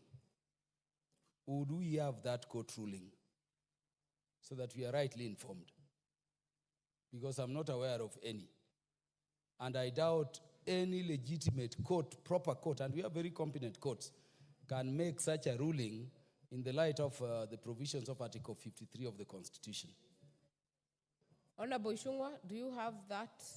Do you have the court ruling? Yes, Honorable Speaker, and if the Honorable Kaluma was here during the time the Deputy Leader of Majority moved this bill, He actually, and if you go back to the Hansard, you'll be able to see, he actually quoted the actual case and the actual court ruling that exists. But that is not to say, Honorable Speaker, that there are no concerns even without the court ruling, and we can get to the Hansard then for the Honorable Kaluma, who is a very polished lawyer, to be able to go through the ruling, and he should be able to tell us whether they can be able to challenge that particular ruling in court. But also, because members have raised the same issues that I agree with Honorable Speaker, there are major concerns, especially with issues touching on child trafficking when we allow single males to be able to adopt children. Honorable Speaker, there are also issues to do with issues that I do not want to mention, Honorable Speaker, touching on the care of children. But it is okay for a single male to adopt a relative. Honorable Speaker, for instance, if I wasn't married, or if the Honorable Kaluma wasn't married, and by bad luck, a relative you lost a relative and who has a child, you should be able to adopt that child. But if you have no relation to a child, Honorable Speaker, I think it is only right that we do not allow single males who have no relation to a child, as it were in the original act. And Honorable Speaker, during the third reading, we'll be moving amendments to drop this particular amendment to also allow the House to consider, together with other substantive bills other than in statute miscellaneous bill, the consideration of even all those provisions that have been nullified by the courts in a substantive child care bill, Honorable Speaker. Honorable Speaker, you've also heard the concerns that have been raised by the Committee on Industry and Trade and Industry on certain provisions of the Scrap Metal Act. And again, Honorable Speaker, we'll be moving to effect the necessary amendments during the Committee of the Whole and the third reading. Honorable Speaker, there are also concerns that have been raised, I think, by the Honorable Aramat during debate on provisions that relate to the winding up of the Nuclear Power and Energy Agency and transferring most of its functions to the ministry. And again, Honorable Speaker, we'll be considering those particular concerns during third reading and Committee of the Whole House. On the Fisheries and Management Development Act, as I mentioned to my good friend Millie, there's actually a substantive bill on matters touching on fisheries management that I know is currently in the Senate, and when it comes, it will cover many more of the issues that touch on our fisheries management. With those many remarks, Honorable Speaker, I beg to reply. And Honorable Speaker, as I reply, also to request you to indulge the House to have the question put at a later time other than now for obvious reasons. Thank you. The request is assented to. Honorable members, we'll move to the next order. And just to note, maybe let me get the order read out first. Order number 9, motion, consideration of Senate amendments to the National Rating Bill, National Assembly Bill number 55 of 2022. The chairperson, Departmental Committee on Lands, Honorable Nyamoko, you ready? Thank you, Madam Speaker. I stand to move that the motion that the Senate amendments to the National Rating Bill, National Assembly Bill number 55 of 2022 be now considered. Madam Speaker, we have this bill coming back to the House for the second time. And just to jog the memories of the Honorable House and the members, the National Rating Bill, National Bill number 55 of 2022, aims to create a comprehensive legislation framework for imposition of property rates and land and buildings by the county governments. Number 2, it also provides for valuation of rateable properties. Number 3, it also provides for the appointment of property valuers. And lastly, Madam Speaker, it also provides for the establishment of National Rating Tribunal. Madam Speaker, the National Assembly considered and passed the National Rating Bill number 55 of 22, and passed it with amendments on 11th October 23, following which the Speaker forwarded the same to the Senate for consideration. The Senate considered the bill and passed it with further amendments on 9th May 2024. In total, the Senate amended 11 clauses of this bill, of which the committee adopted or approved 5 and rejected the 8 of the proposed amendments. Madam Speaker, without necessarily going to the details of the clauses which the committee adopted and which were rejected, I want to say that the committee carefully studied these amendments. We had enough time to engage with the Ministry of Finance and Treasury because they are the ones who originated this bill. And I'm very sure that this report, which has been prepared by the committee, contains the wishes of the members in the interests of the nation, and we are seeking for support and concurrence of the members that we adopt the bill by accepting the 3 and rejecting the 8. That will give us an opportunity for us to proceed to engage with the Senate during when we are going to arbitration. And with that, I'll want to request the Honorable Leader of Majority to second this motion. Majority Leader. Thank you, Honorable Speaker. Honorable Speaker, I beg to second this motion on consideration of the Senate amendments to the National Rating Bill. And as the Chair has said, Honorable Speaker, the committee has considered all the amendments and they agree with a number of the amendments as amended by our Senate, our colleagues in the Senate. Honorable Speaker, if you can protect me from the member for Emurua Dikir and the member for Kiamba, but the laughter was coming from the member for Emurua Dikir. And you know, Honorable Speaker, these people who purport to be kingpins have a problem. You have seen the problems that we have in the Mount Kenya region because of this kingpin syndrome. Now the member for Emurua Dikir, who purports to be the Kipsigis kingpin, is now harassing the Honorable Kawanjiko because the Honorable Kawanjiko is able to withstand kingpins from the Mount Kenya region. We will just ask Honorable Member for Emurua Dikir to keep the consultations low. That's it. And especially the laughter. That's it. The laughter is choking.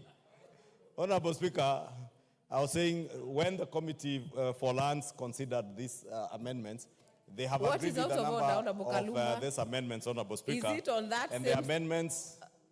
Hold on, Majority Leader. Honorable Kaluma, I hope you are not on member. Honorable Speaker, I hope you are attentive to Honorable Ichungwa, who is our Majority Leader and the Leader of the House.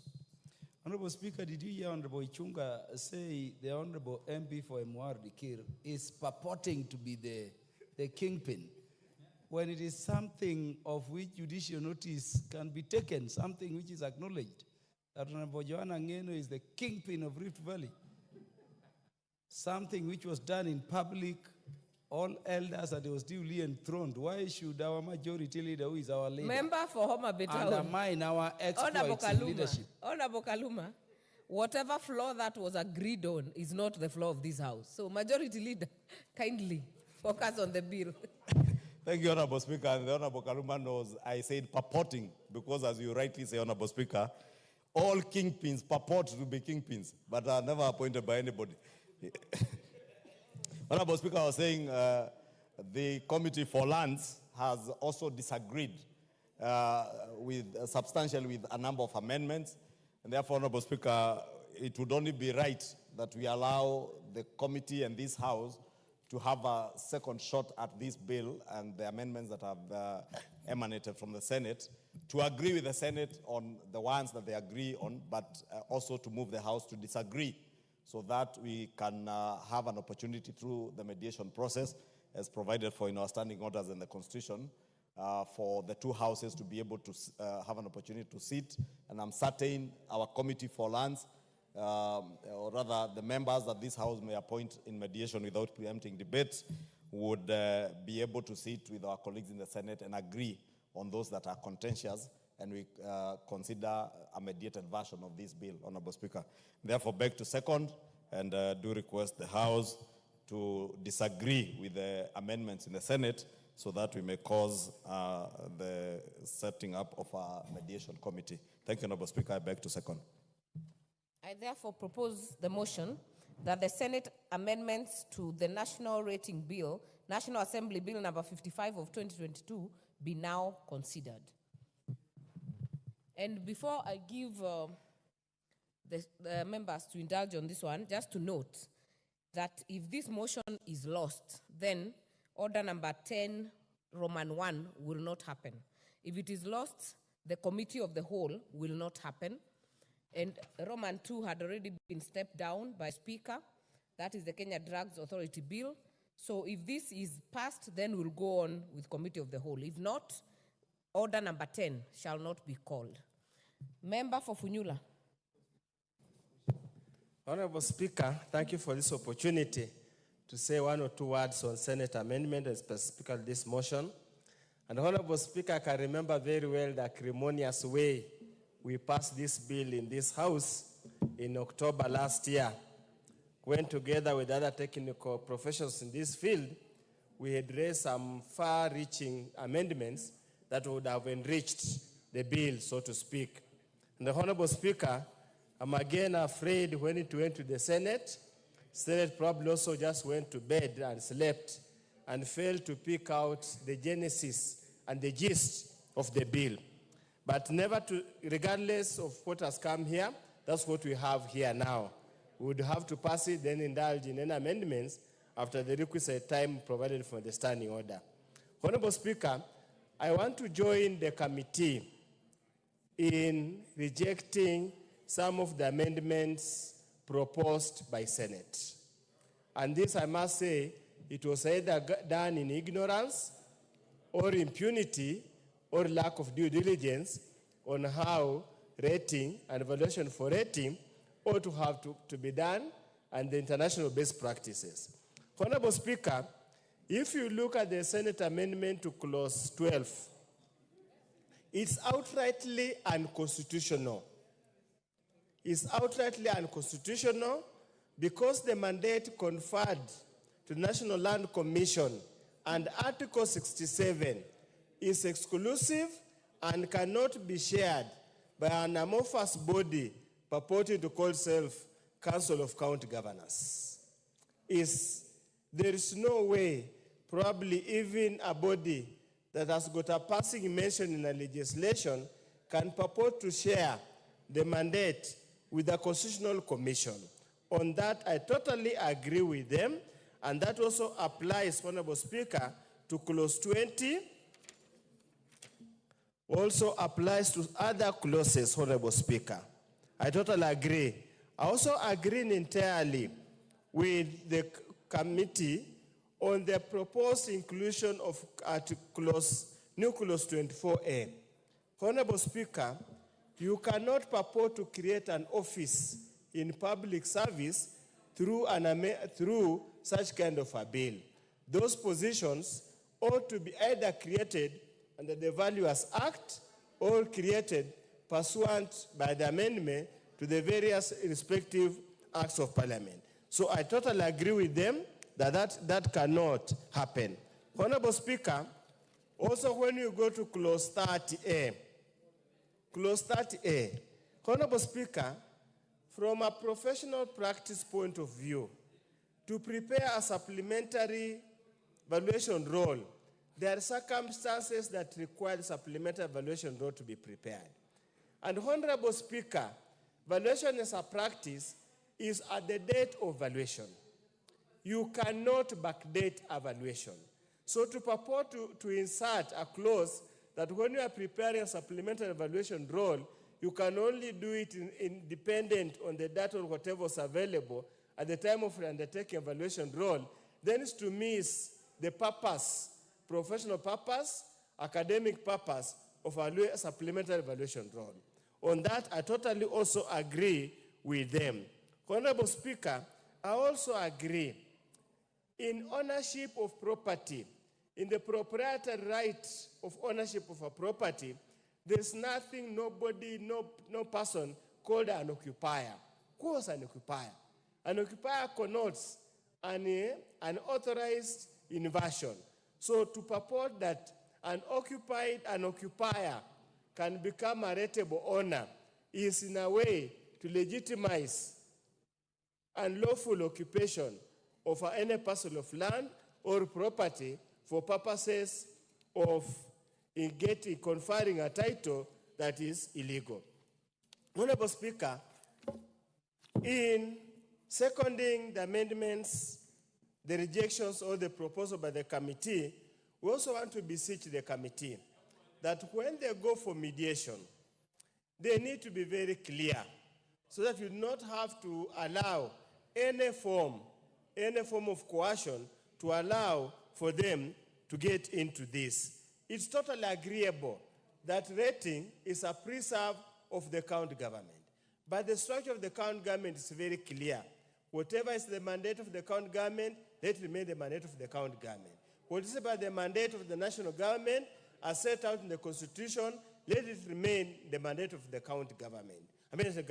In essence, Honorable Speaker, is only the imposition and the collection of the rates that is denoted to the county government. But preparation of the evaluation role, Honorable Speaker, is a matter domiciled at the National Land Commission, which has got the powers and authority to delegate to them to any specific and competent office in the national government. That should never be lost to the chair of the committee when he goes for mediation.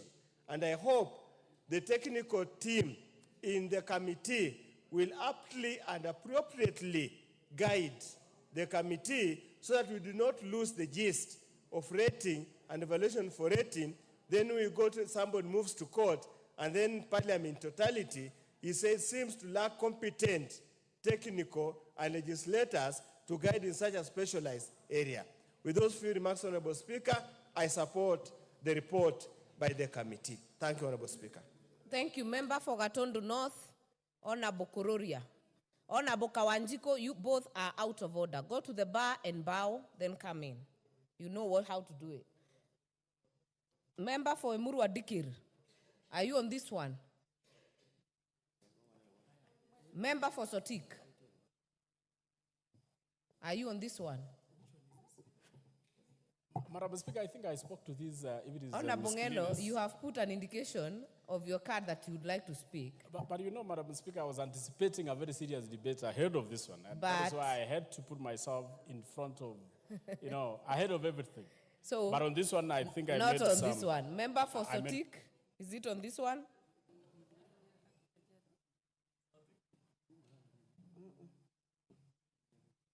Madam Speaker, I think I've just come in and I need a bit of time.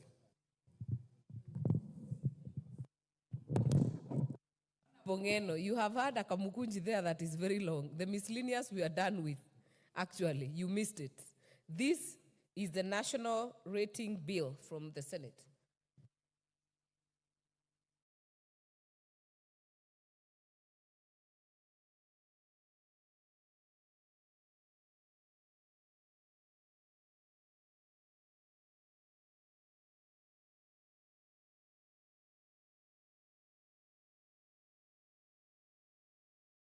Therefore, there being no interest on this matter, mover, reply. Chair for lands. Thank you, Madam Speaker, for the opportunity again. Let me take this opportunity to thank all the members who contributed to this bill and say that we'll make arrangements as we go to engage the Senate so that the comments which have come from the floor will be taken into consideration, and also the deliberations which we had as a committee. With that, Honorable Speaker, I reply and also request you, as per our standing orders, order number 533, I request that you defer putting the question to a later date. Thank you, Madam Speaker. Your request is assented to. Next order. Order number 11, the Equalization Fund Appropriation number 2 Bill, Senate Bill number 30 of 2023, second reading. Vice Chair Budget, Honorable Mary Emase.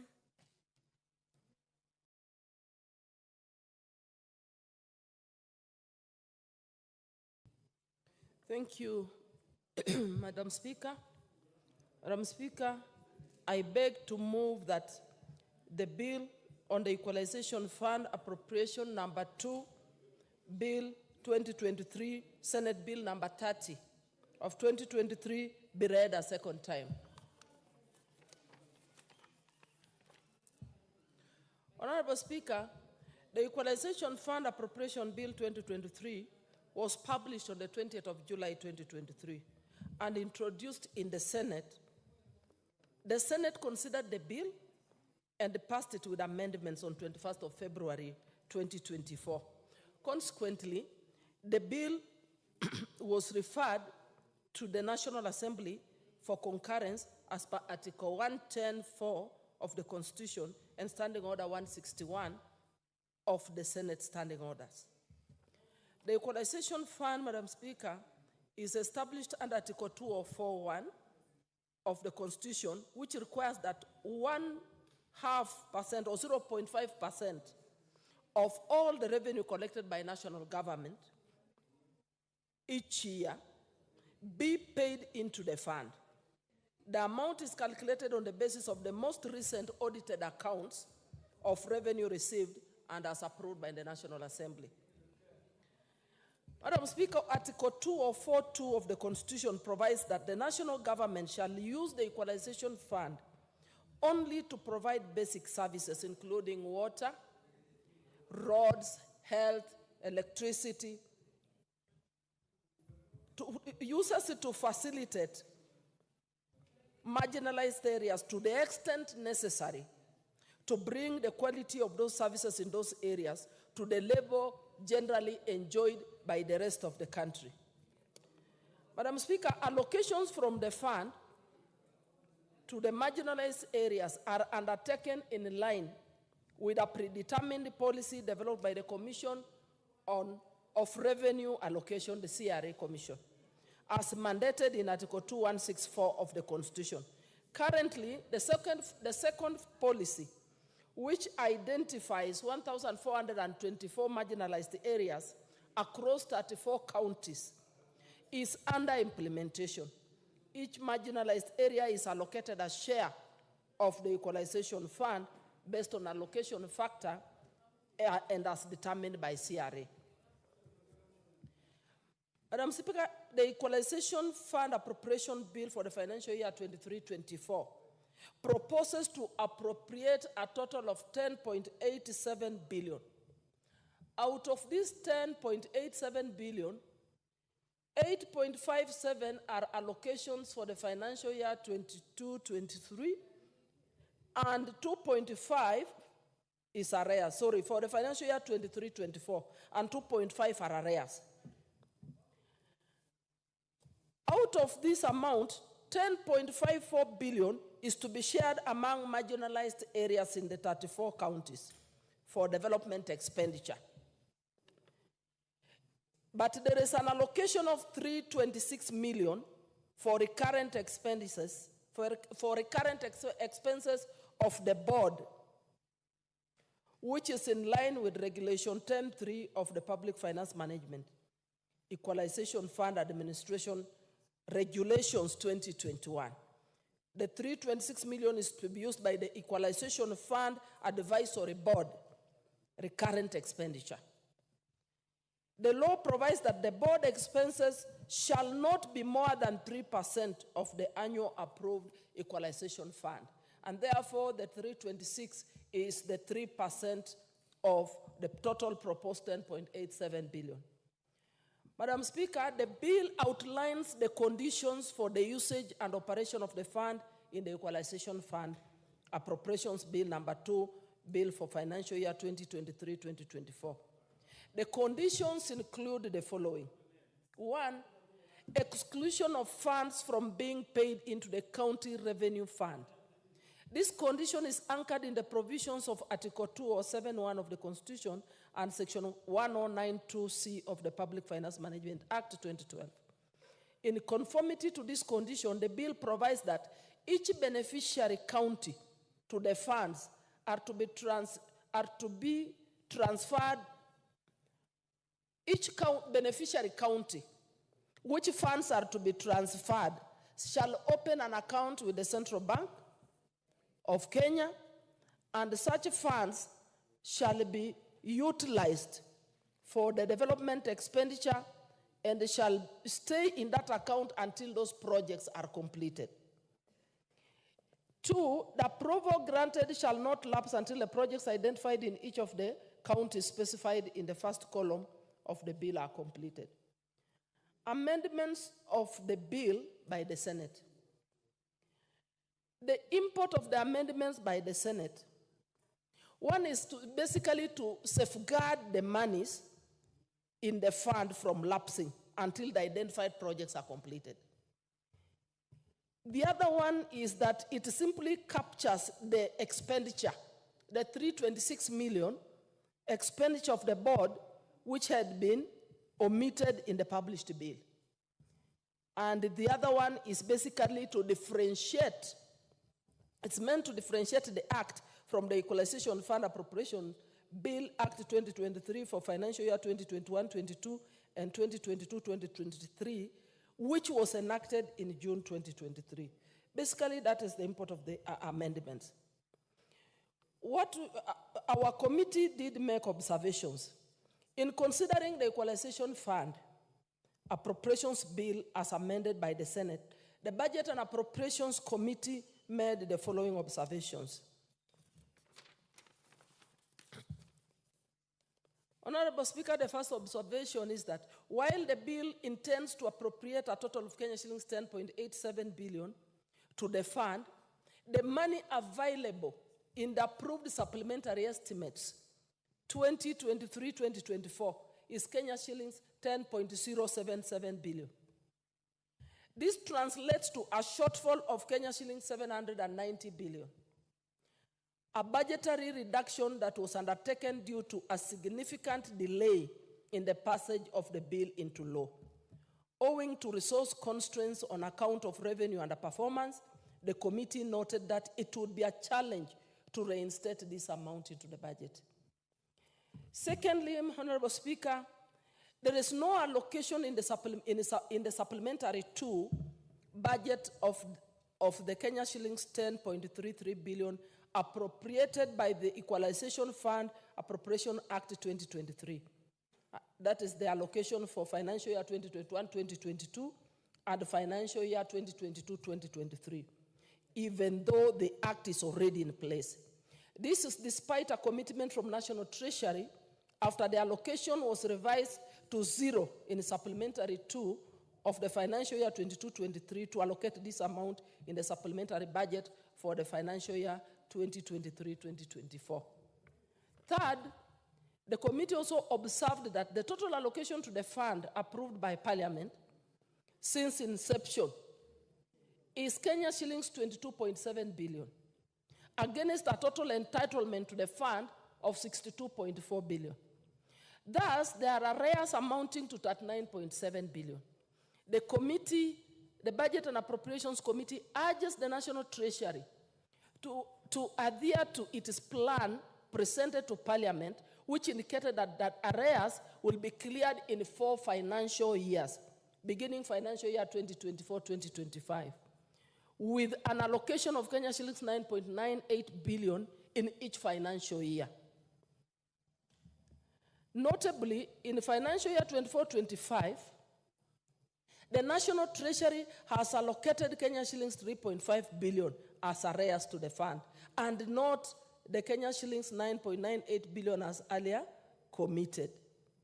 Finally, on observations, the committee noted that the Equalization Fund Appropriations Act 2023 and the allocation in the Equalization Fund Appropriations Bill 2023 for financial year 23-24 will be utilized to implement the second marginalization policy.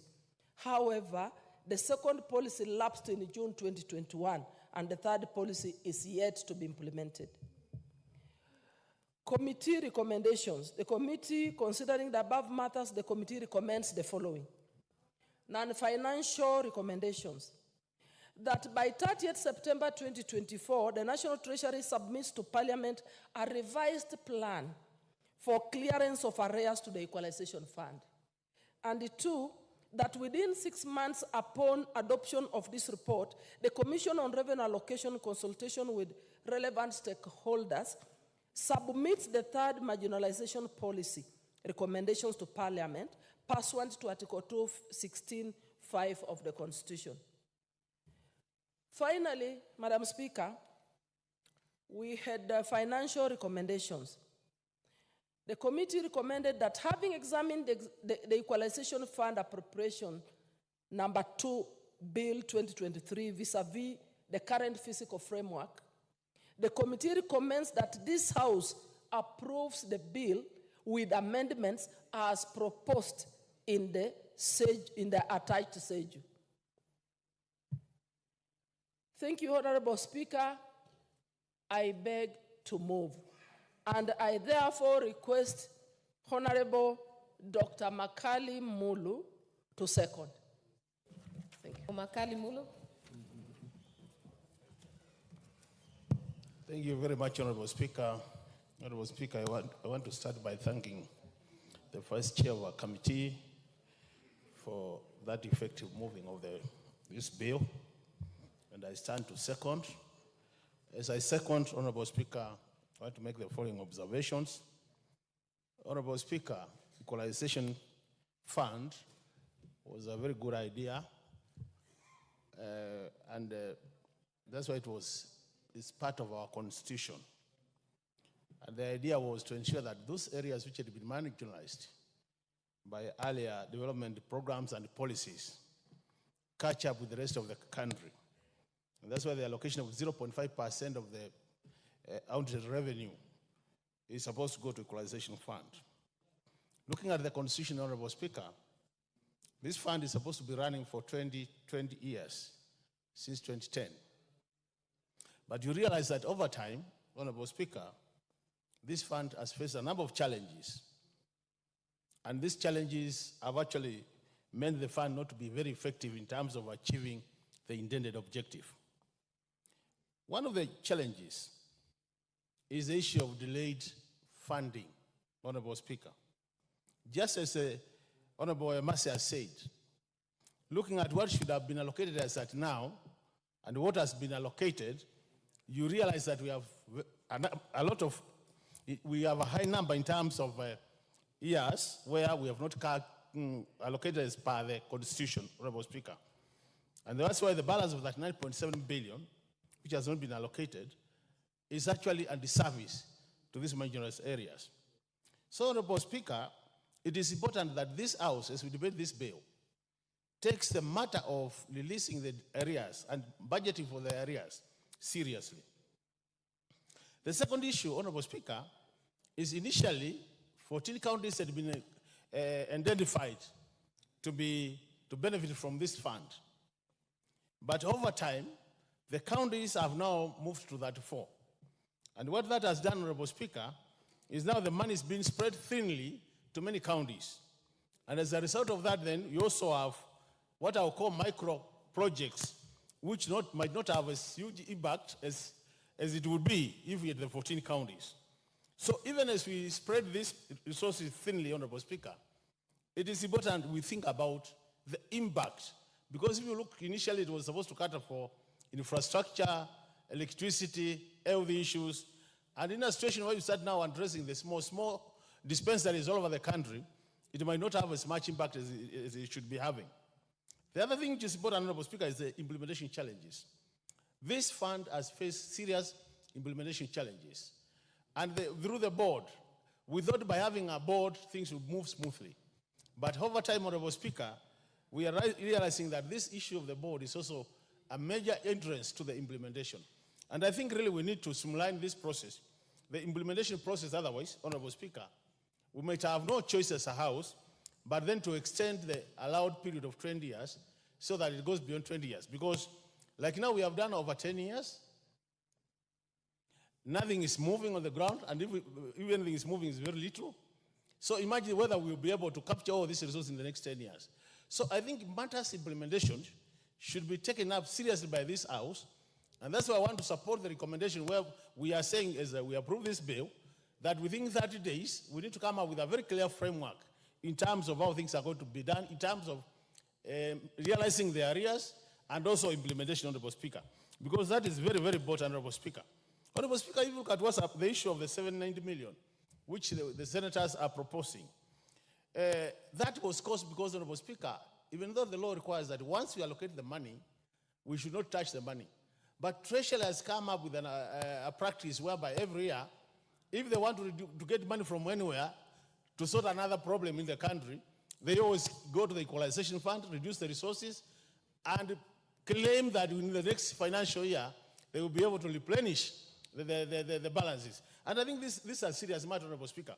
So we need to make sure that as a House, we strictly adhere to the financial requirement that once the money is allocated or appropriated for equalization fund, those resources remain there, and we make sure that we push Treasury so that the resources are released.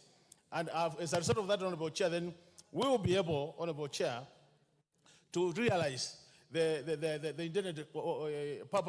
intended objectives of this fund, Honorable Speaker. Honorable Speaker, as a committee, we had said this year we'll provide about 3.5 billion, which is part of the arrears, which was actually coming to around 11 billion. Now you can see the figure has also come down a bit to 10.87. And I think these small changes are the changes which are affecting this fund. So my plea to this House is, honorable members, we support this bill so that we pave the way for utilization of these resources. And by doing that, we'll be helping other parts of this country which were marginalized. And Honorable Speaker, if you look at the origin of this marginalization, where it started, Honorable Speaker, you realize that the Citizen of Paper number 1 of 1965 was more focused on this country using our resources to develop the high potential areas, which means we left behind the ASO areas and other areas which are marginalized. So it is very important that with that background, Honorable Speaker, that as this House facilitates utilization of these resources in the areas which are marginalized, and as a result of that, we'll be able then to move the country to the rest of the country, to catch up with the rest of the country in terms of development. So with those many remarks, Honorable Speaker, I second and urge the House, we support this bill. Thank you very much. Thank you. I therefore propose that the Equalization Fund Appropriation number 2, Bill number 2, Senate Bill number 30 of 2023 be read a second time.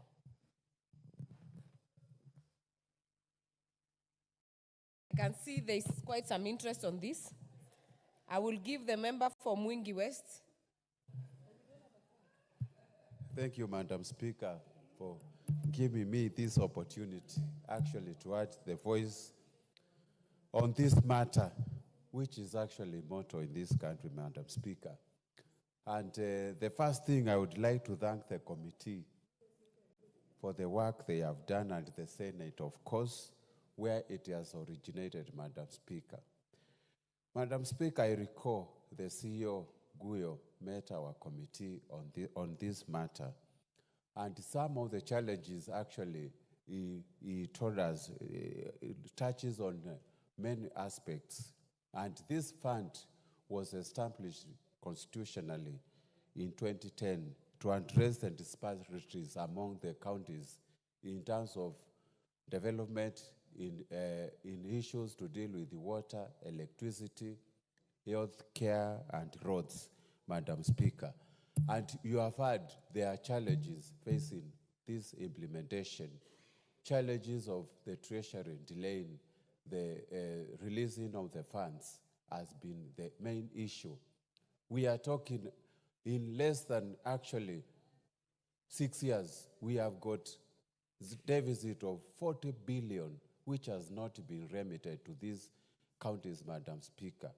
Madam Speaker, we need to address this issue and also inform the Treasury that this fund is a constitutional fund and implementation must be taken to avoid lacuna state of our constitution, Madam Speaker.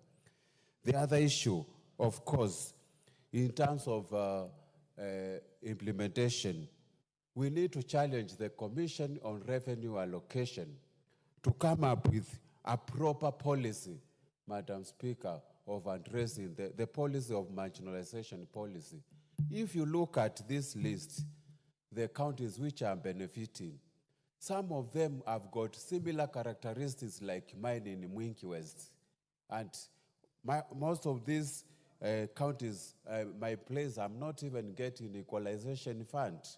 We need to come up with another criteria of selecting the areas that are already marginalized. And without even arguing, Mwingi West is one of the most marginalized area in this country. There is no explanation you can tell me Garissa, Tana River, and most of the constituencies surrounding me are getting equalization fund. And when it comes to Mwingi West, we are not there, Madam Speaker. We are being told we are developed.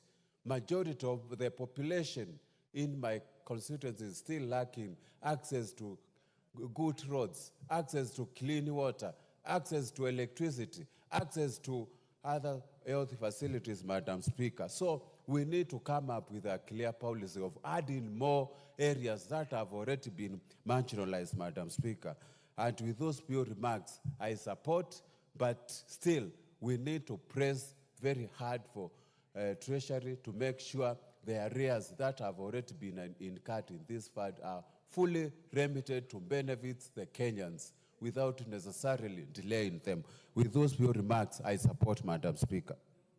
Honorable Michael Mushira.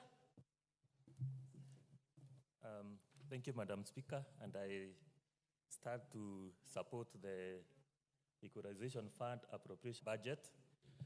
Madam Chair, this fund, as everybody knows, is important taking care of the marginalized counties. But Mr. Speaker, as I am supporting, Madam Speaker, as I am supporting, I'd wish to really this House to consider the effectiveness of this fund, because, Mr. Speaker, this fund was meant to bring the marginalized counties at par with other counties in the country. But looking at it critically, Madam Speaker, as the report has stated, we started with 14 counties, and one would have expected that with time, as we bring these counties at par with other counties, the counties would reduce below 14. But, Madam Speaker, as you can see, the counties that are marginalized continue increasing. And that means that probably this fund is not being used effectively. Madam Speaker, we've seen some of the counties advertising projects that are not of any significant importance or that are not likely to create any impact to those counties. When you use this fund to do a road of 5 million, to do things that are not sustainable, Madam Speaker, we would wonder whether these marginalized counties will ever become removed from that bracket of marginalization. Speaker, but having said so, now that the CRA is doing the third marginalization policy, I would ask the Commission to really do a proper study so that the counties, we would want to know the counties, the 14 counties that were being considered since 2010, how far have they come out of the marginalization? And we also now speaking for Nyandarua, Madam Speaker, you find that in Nyandarua, we have an area called Daragwa. Daragwa is really marginalized. And Madam Speaker, I've always wondered why CRA has never thought of considering Daragwa, which is dry, completely dry. People are given food there. A very marginalized constituency in Nyandarua. And therefore, I would wish CRA, to consider Nyandarua as a marginalized area in that marginalization policy, and specifically, not even my constituency, Mr. Speaker, but Daragwa constituency. With those few remarks, I support. Kiona Bonaisula Lesuda.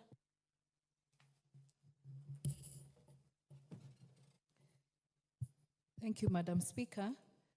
I also join my colleagues and rise to support the Equalization Appropriations Bill as tabled by the Vice Chair, Honorable Emase, of the Budget and Appropriations Committee. Madam Speaker, I just want to point out a number of issues regarding the Equalization Fund. And we all know as a country that there was a conversation in 2010 when we were coming up with our constitution, and it was agreed that there are some areas in our country which have been left behind in terms of development since we got independence, Madam Speaker. And this is something that was canvassed across the country, and it was agreed, and the Equalization Fund was captured in the Constitution. Madam Speaker, it is unfortunate that since the realization of the Equalization Fund, this is just the second time that funds have been released to the counties that are supposed to benefit from the Equalization Fund, Madam Speaker. And we have had a lot of pull and push in this House, pushing for the release of this money, Madam Speaker. And I'm happy that recently 10 billion was released to the 14 counties. It is unfortunate that when we still have a balance of 39.7 billion counties, Madam Speaker, CRA opened another Pandora's box of going against the 14 counties. Now we are at 34 counties. We are going to the third generation formula, Madam Speaker. I don't know how many counties again. You know, there was a reason, a well-thought process why we had the 14 counties, Madam Speaker. You know, when I listen to my colleagues talking about pockets of underdevelopment in their counties, Madam Speaker, while some of us talk about underdevelopment in an entire county, Madam Speaker.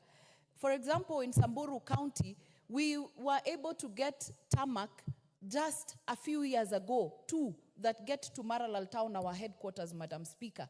While some people are talking about tarmac roads connecting to villages, Madam Speaker. And so it is important for us as a country to appreciate the role that Equalization Fund plays and why these counties were thought through when we were doing our constitution, Madam Speaker.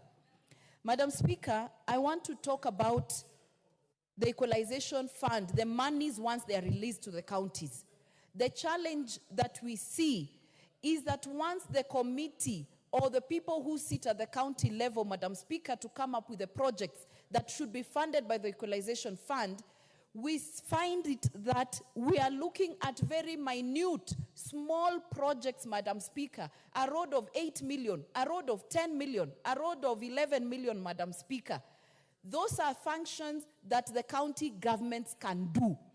The whole important, or the reason why the country thought about Equalization Fund was to do mega projects that actually uplift the lives of those people in those counties. And so if it's a major dam, if it's a major water supply issue, if it is a road that is connecting a sub-county and a sub-county, or even inter-county, Madam Speaker. Otherwise, the lapse of this Equalization Fund will get here, and when you look at our counties, we are still at the same place. And so I will also urge the governors and even us members of parliament, because we have representatives in that board, Madam Speaker, that we should look at the bigger picture. It will not sail again. It will not fly. In another 10 years, 20 years, we are still talking about marginalization in our counties, Madam Speaker.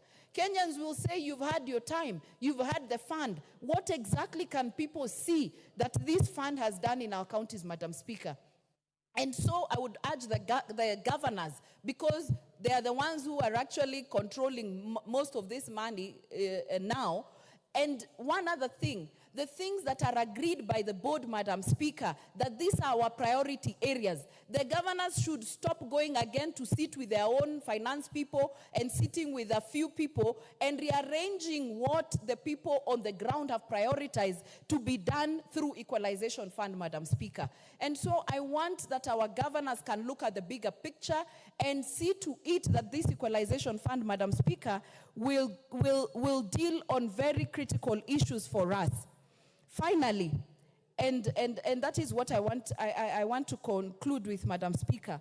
This whole issue of us as a country, when we see something working for other people, we say that even us, we want from the same place, or we want from that place. There is a reason, and I keep telling some of my colleagues, please come and be a member of parliament of Samburu and stay one day there.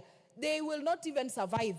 First, from the heat, from the no roads, no water, they will not survive there. And so let the people who benefit from the Equalization Fund benefit until when we are at a certain level of development. You can fight for your own fund. Naisula, hold on. Honorable Kwenya, what is out of order? Madam Speaker, the gracious member should be seated when I'm on point of order so that I can address the Speaker effectively. Mr. Speaker, you see, the member for Samburu is insinuating that we do not have the capacity to represent people anywhere in this country. I don't know from what premise she's speaking from, because she doesn't have the measure, so to say, to know what we go through as members of parliament. I come from a very cold area, and I believe that any member who is in this house can represent members of Kinangop. Honorable Kwenya, when your time comes, you can also refer to the same, that they cannot survive in the cold of Kinangop. It's a point of debate. Honorable Naisula, continue. Thank you, Madam Speaker. And so I just wanted to say that even as we raise our issues and of the different counties and constituencies that we come from, Madam Speaker, we should do it appreciating the diversity of our country, the different challenges that we face in different parts of the country, Madam Speaker, but not fight or look like we are talking against each other, like demeaning. There is a certain narrative that has been going across this country, Madam Speaker, that all the funds that go to the northeastern region is just being embezzled. It's the one building Nairobi County, Madam Speaker. I don't think corruption is reserved to a certain part of this country, Madam Speaker. Corruption cuts across from the national government to all parts of this country. And so when you talk about issues of your region, please leave the counties that benefit from Equalization Fund to benefit, because there was a reason why the drafters of the Constitution and Kenyans put the Equalization Fund there. Thank you, Madam Speaker, for the opportunity. Thank you very much. Honorable Jackson Kosgei.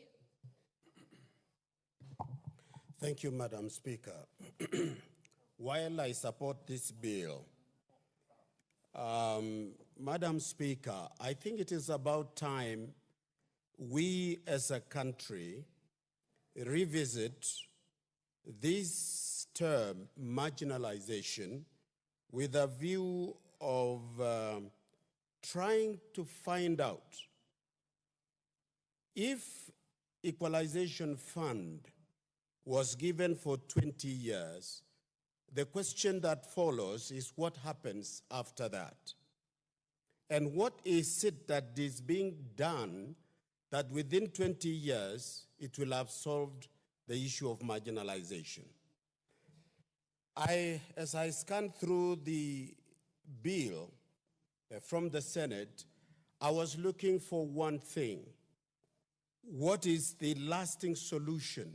What is the long-term solution? For instance, Madam Speaker, we need to devote a sizable resources to exploiting the potential that these areas do have. According to the Natural Resource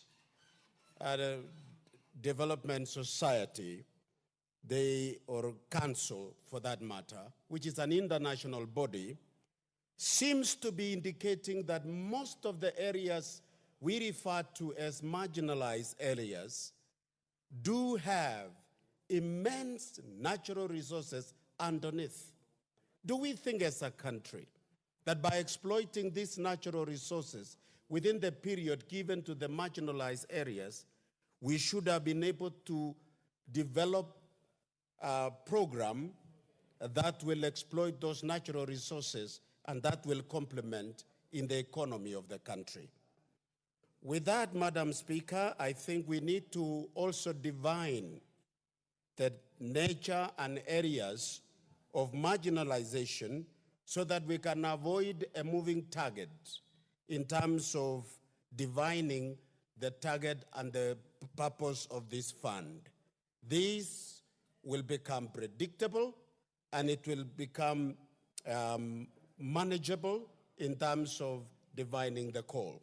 With that, Madam Speaker, I support the bill. Thank you. Member for Tinderet. Thank you, Madam Speaker. Madam Speaker, I rise to support this report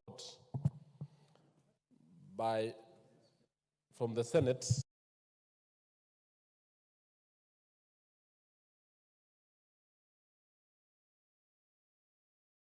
The drafters of the Constitution looked at the problems, looked at our country with very objective mind. Madam Speaker, you'll realize that the Equalization Fund was actually put forward by the drafters of the Constitution so that by the end of the day, we bring the whole country to one level. Madam Speaker, the issues raised, especially on the Equalization Fund, by various speakers, is actually very important. And I want to note the issues raised by members from the ASAL, members from the less developed areas, members from the marginalized parts of the country. And by marginalized or less developed, it doesn't mean, it is not talking about the sun, the heat, and many others. There are so many factors that we put into consideration. The inaccessibility of places, the level of development, the poverty index, and many others. So, Madam Speaker, the drafters of the Constitution in 2010, realized that for us to be one nation, one people, we must bring all to almost an equitable level playing field so that Kenyans in various parts of this country will feel that we are one nation, one people, one society, and therefore this fund actually is trying to bring areas that are poorly developed in terms of infrastructure. In terms of, when I talk of infrastructure here, I'm talking about road network, we are talking about water network to homes, schools, colleges, and various parts, even hospitals. A number of areas in this country, Madam Speaker, especially the northern part, are actually having a hospital up to almost 20 kilometers apart, some even more than that range. And while in other areas, hospitals and schools are in less than 3-4 kilometers away. So it will be good that this fund is enhanced. This fund is disbursed on time. This fund is well managed so that what the drafters or the intention of the drafters of the Constitution is realized earlier than scheduled. Because if you look at the schedule, this fund is supposed to take up to 20 years. As said by members, it is the second year, meaning that the last 8 years, the last 10 years, this fund has not been disbursed. It has not been utilized well.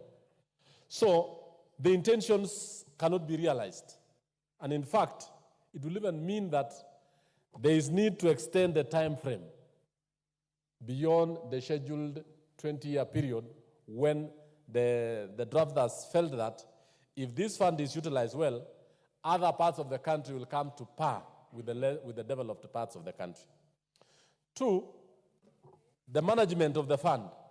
And I want to say that my constituency is actually one of the beneficiaries, but it is not the whole part of it.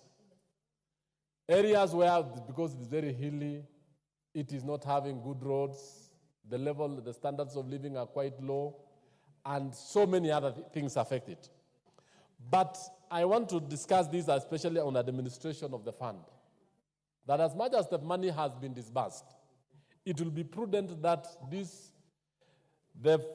the county government, which is actually the administrator of the fund, should actually look into it to make sure that there is value for resources, to make sure that the funds are allocated for the roads, the funds are allocated for the hospitals, the funds are allocated for water. The people, the beneficiaries, are actually going to get those particular resources. So, Madam Speaker, I want to say that this fund is actually very important for the whole part of the world.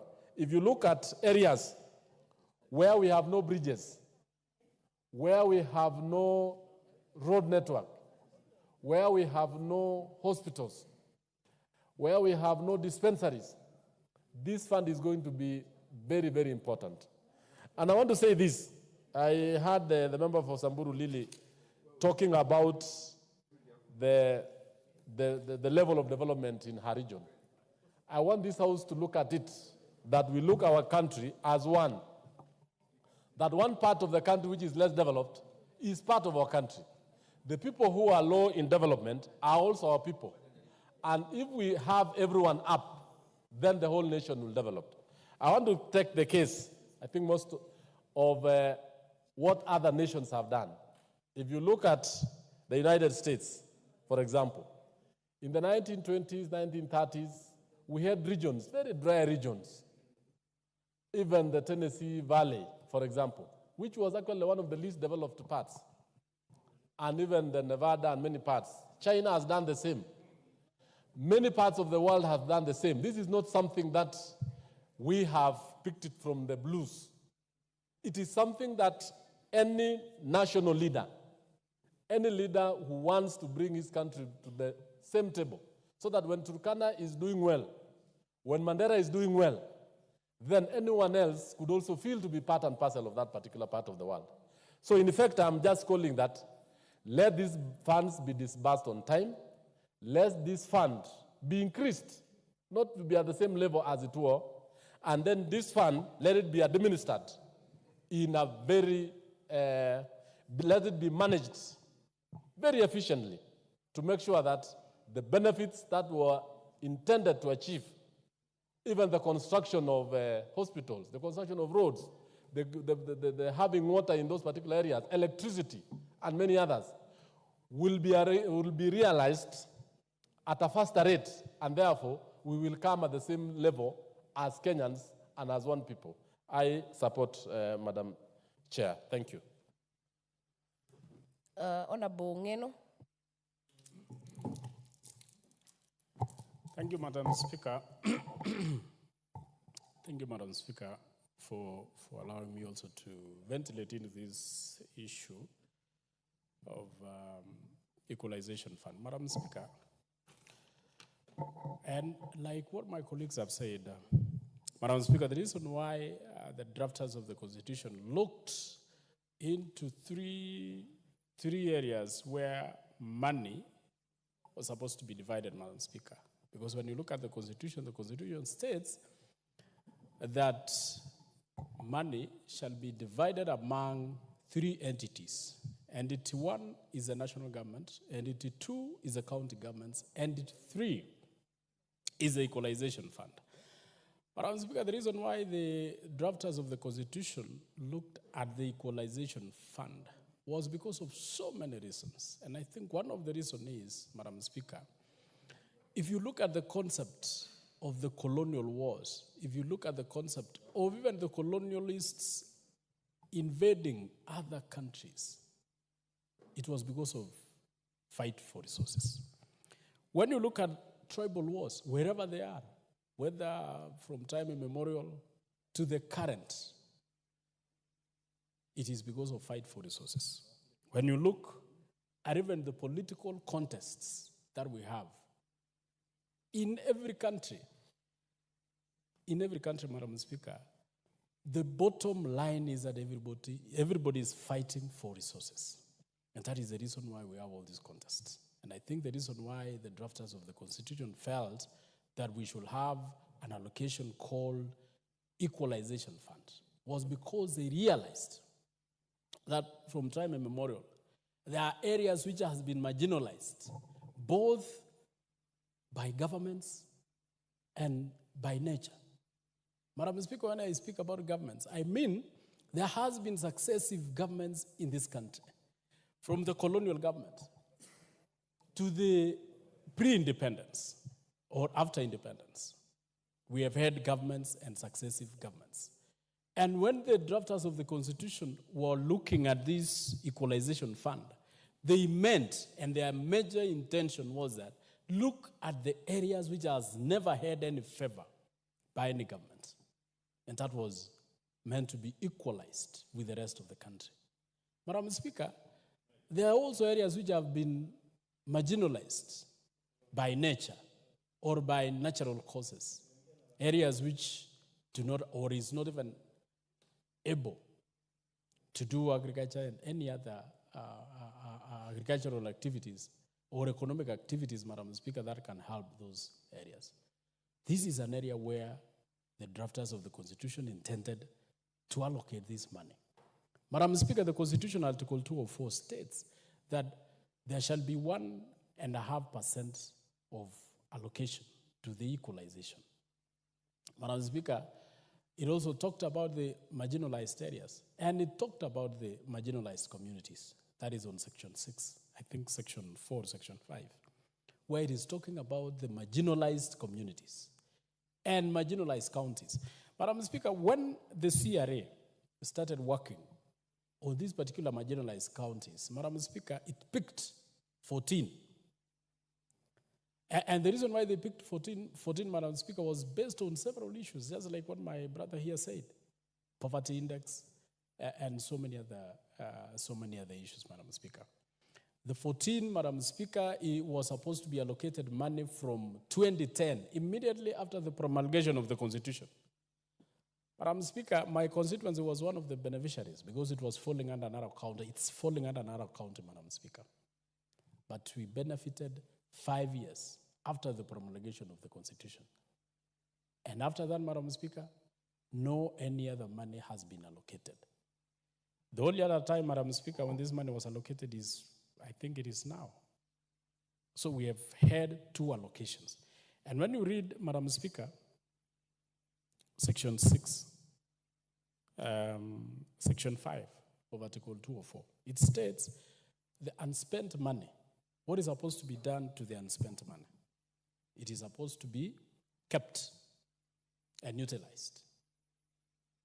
But if you were to do a simple math, Madam Speaker, from 2010 up to 2024, which is 14 years, how much money is that? Who has been spending that money? Where is that money? We are 6 years to the sunset of this particular fund. Madam Speaker, and not even that, before the CRA introduced another model of allocating this money, because initially, Madam Speaker, the 14 counties which were benefiting only benefited once. By the time they introduced 34 counties, Madam Speaker, what happened to the money that was supposed to be spent on the 14 counties? Because the 14 counties came up to late 2020. These 14 counties, which are supposed to benefit from 2010, 2011, 2012, up to 2020, and have never benefited, what will happen to the money that was supposed to be sent to these particular counties? Madam Speaker, even when I look at the current allocation, Madam Speaker, done by CRA, it's alarming. It has never even assisted anybody because the 14 marginalized counties has never risen from where they were. In fact, just like what my colleague has said, the number of marginalized counties are increasing. They increased from 14 to 34. What does that tell you, Madam Speaker? It tells you the government is doing nothing to alleviate the poverty level of our people. So that by now, instead of 14, we now have 34 counties which are marginalized. Who is marginalizing these counties, Madam Speaker? So, me, myself, I support this amendment by the Senate, but I would wish the committee concerned to relook, and that is the budget committee, to relook into areas, into the monies which has not been spent from 2010 to the current, and ensure that the 14 counties which were allocated this money from 2010 to 2020 are given their money so that they can spend on the correct, on the right projects which they had stated or which are stated in the Constitution. Madam Speaker, I wish, as a beneficiary of this particular allocation, Madam Speaker, to state also that inside the marginalized counties, inside even the inside the equalization fund, Madam Speaker, which was meant to cure the marginalization, there is also a very serious marginalization inside the picked counties.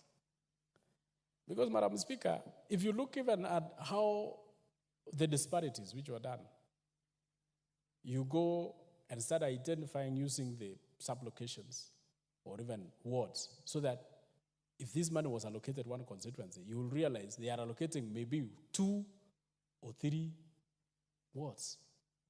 What will the rest of the wards say? It is causing a lot of turmoil. So, Madam Speaker, my contribution is that the committee concerned, which is the budget committee, should look into the monies or the balance which was not allocated to these marginalized counties so that they can get their fair share. Secondly, Madam Speaker, the CRA should use a model that will purely identify the areas which were marginalized both by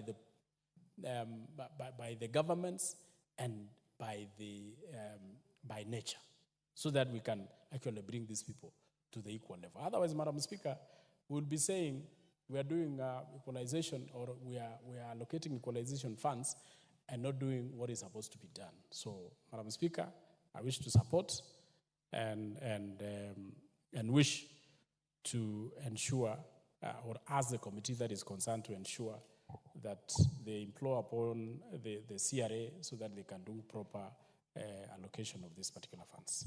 Thank you, Madam Speaker. Boroza.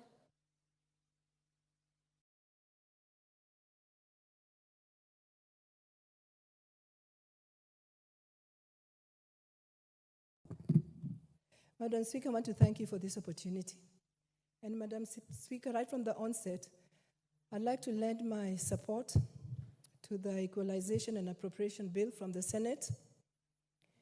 Madam Speaker, I stand on the strength of our Constitution, which was promulgated in 2010. That Constitution dictates that every Kenyan is equal to the other Kenyan. Madam Speaker, which means that every area in this country is as important as any other area. Madam Speaker, because of that, in the Constitution, you find very many affirmative action programs, either to bring people who are otherwise undermined to the point of level with every other Kenyan, or to bring areas that are underdeveloped to the point that they were nearly as equally as developed as all the other areas in Kenya. And Madam Speaker, that's where the Equalization Fund comes in, to bring up those areas which are underdeveloped in key elements that are necessary for human life, like education, infrastructure, including hospitals, including schools, including roads, so that we all feel like, indeed, we are all Kenyans. Madam Speaker, I served as a commissioner in the IIBRC Commission, also known as the Legale Commission. Madam Speaker, I went around the whole country. And Madam Speaker, I'd like to let you know that there are parts of this country that are so remote, parts of this country that do not have what we call roads. Madam Speaker, many of those children in those parts of the country have not even seen cars. Madam Speaker, Equalization Fund was meant to make these people who are in such parts of the country to actually feel like they belong to this country called Kenya. And Madam Speaker, for this reason, I support this bill, because this bill will bring those areas that are undermined or underdeveloped to the fore, so that they are also developed nearly as possible as the other parts of this country. Madam Speaker, it's a shame that we are almost getting to the 20 years time limit for this Equalization Fund. What will then happen when 20 years lapse and we've not benefited from this equalization bill, affirmative amendment, affirmative action opportunity? Just because money that's been appropriated has never been used towards this effort. Madam Speaker, I support this amendment bill from the Senate because what it does is it locks in the money that is meant for Equalization Fund, such that even if one financial year passes, it will still be locked for that purpose that it was intended for. Because that is the only way to go, to ensure that those areas that are underdeveloped are actually, the money that's intended to bring them up is used for that purpose. Madam Speaker, as I stand here, because I believe in this equalization, I believe that the whole country is not equal. Madam Speaker, for that reason, I will never support this 1 man, 1 shilling, 1 vote, whatever it's called. Madam Speaker, because this country, there's so much discrepancy in the development of this country. And you need Equalization Fund, you need affirmative action to bring other Kenyans who are not benefiting like every other Kenyan to the fore, so that they can also enjoy being Kenyans. Madam Speaker, I want to say again, categorically, I support this bill. Thank you, Madam Speaker. Majority Whip. My point of order. No, you can't raise a point of order. I'll first give member for Marsabit, the Deputy Whip.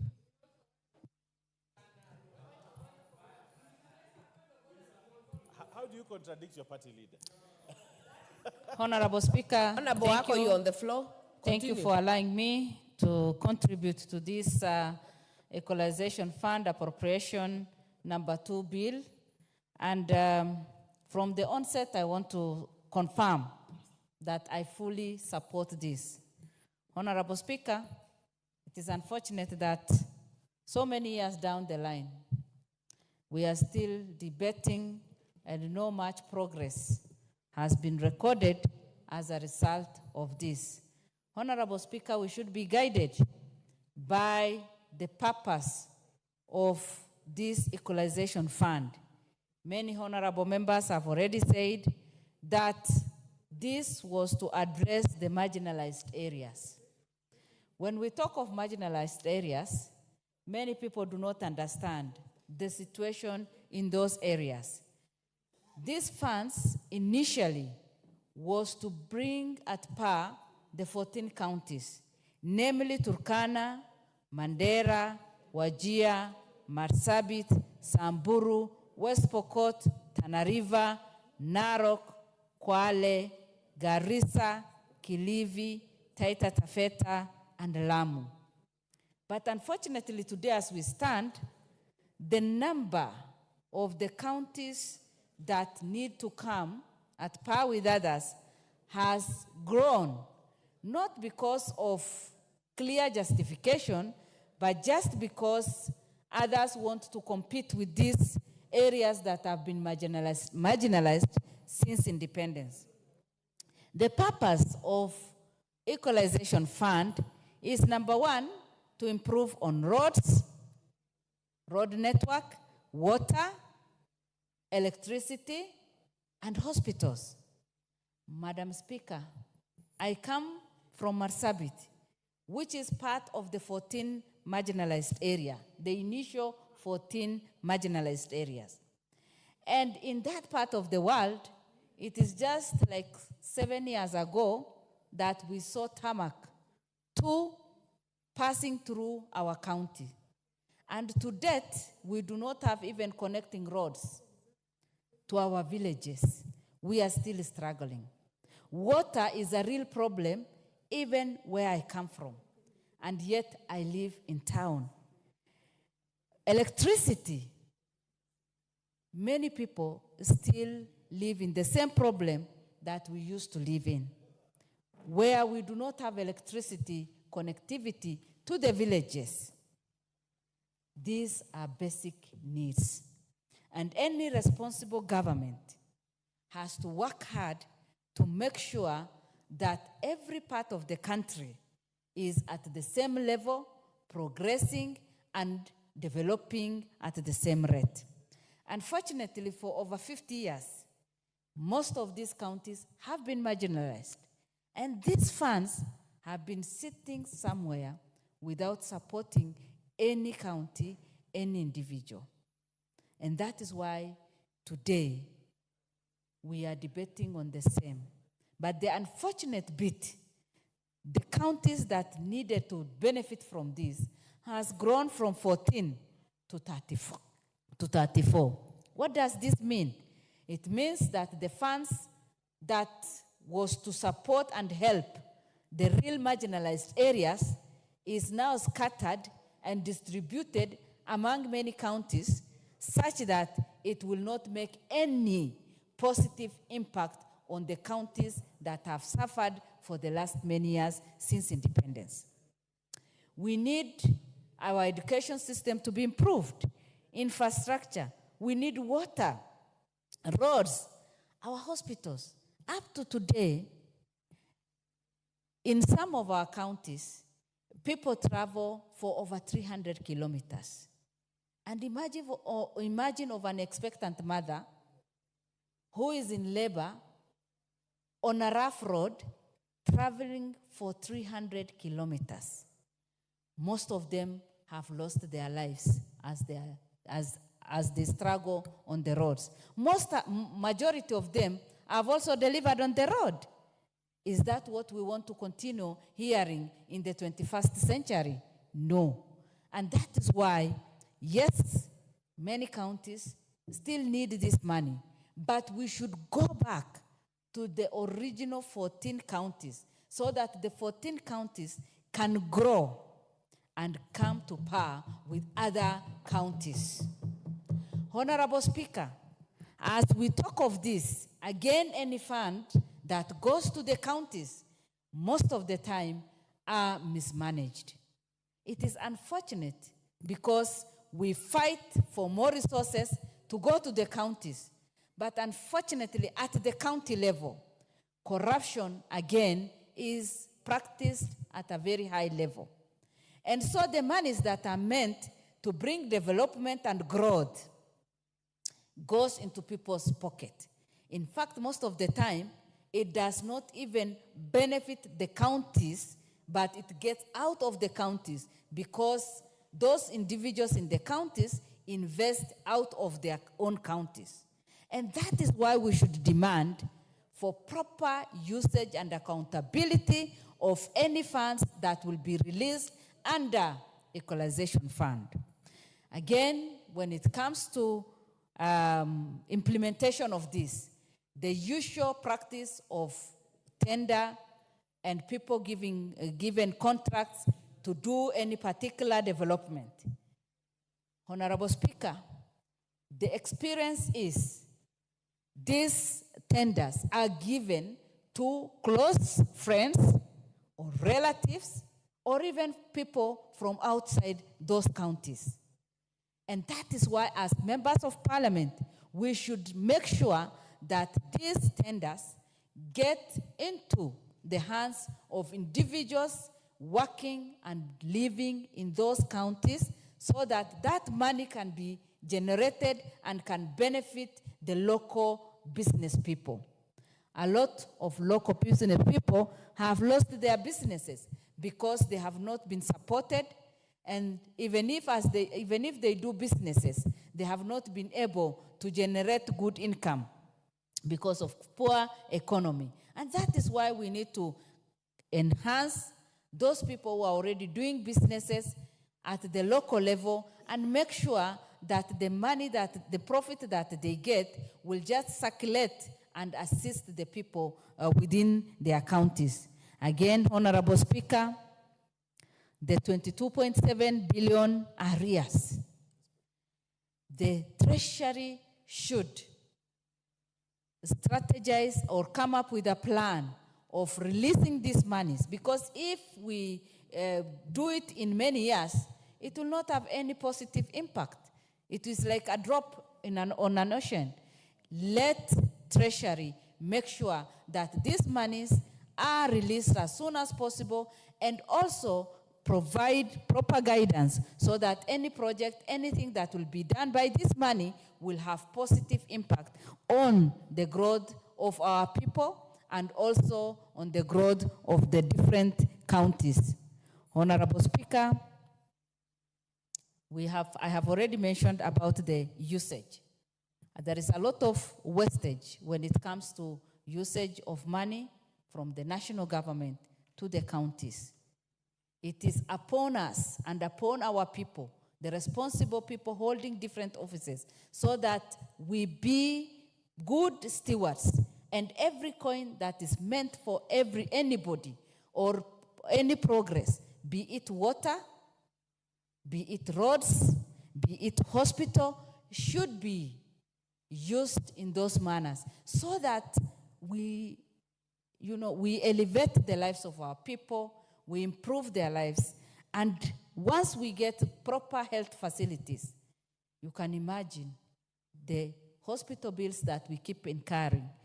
Today, all politicians, over the weekend, we normally, get a lot of requests from people and do a lot of fundraising. Once we do this and invest in hospitals, health centers, then we will overcome that.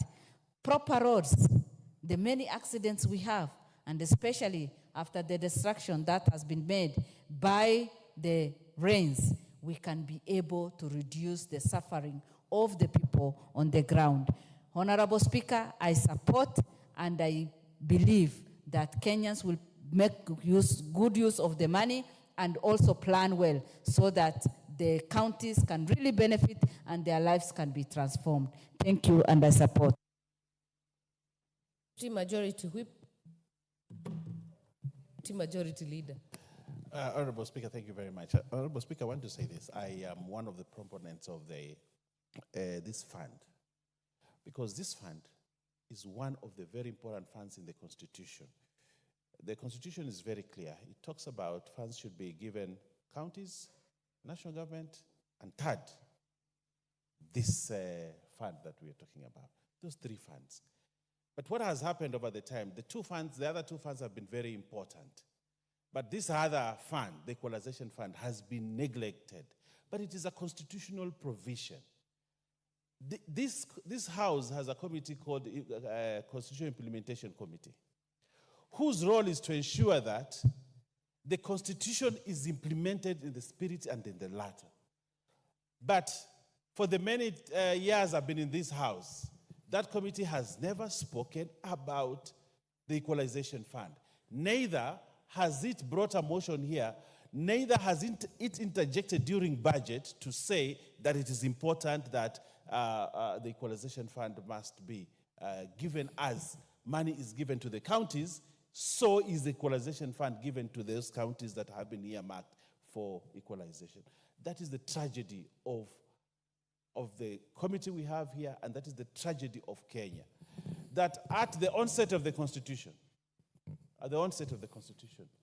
it was agreed by all Kenyans who voted in the referendum, including the people from my constituents, who woke up very early in the morning, going to vote for the Constitution, knowing that inside that Constitution, there's something called Equalization Fund that would take care of them, because they have been, for many years, been marginalized, for many years they have been underserved, for many years no meaningful development has taken place there, because in 1963-65 there, a sessional paper was allowed in this country to deliberately and systematically marginalize certain communities, including the communities at the coast. Today, Honorable Speaker, we are at that crossroad.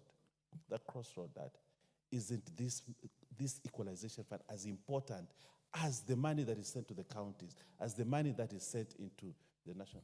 When the Honorable Dindi Nyoro here does the budget, he will tell us about the money that will go to the counties. He will tell us about the trillions that will go to the national government. But he lays least emphasis on the equalization fund. And when that happens, in this house, when CDF does not come, we all in solidarity make noise that CDF exchequer must be released. When counties do not receive their money, we make noise. The Council of Governors is there and they make noise about money has not been released. But what is the organ? Honorable Speaker, this is the question. What is the organ that is mandated to safeguard and ensure that this equalization fund is put in place? What is the organ? There was a time when I wasted my shoes every day walking to the PS for Treasury, who was said to, till today, he's supposed to be the person in charge of distributing that PS Treasury. But PS Treasury is the culprit even when it comes to CDF, when it comes to county government money, it comes to exchequer releases. So what will he do? If he's under pressure from county government, he will release the money. When he is under pressure from national government, the National Assembly will release the money to NGCDF. But who puts pressure on the equalization fund? And that is the structure that is missing in the implementation of the equalization fund. Because when this is a fund, I remember Kamket tried to propose some changes. And even we looked at that act and we said, let's form a board. A board like the NGCDF board.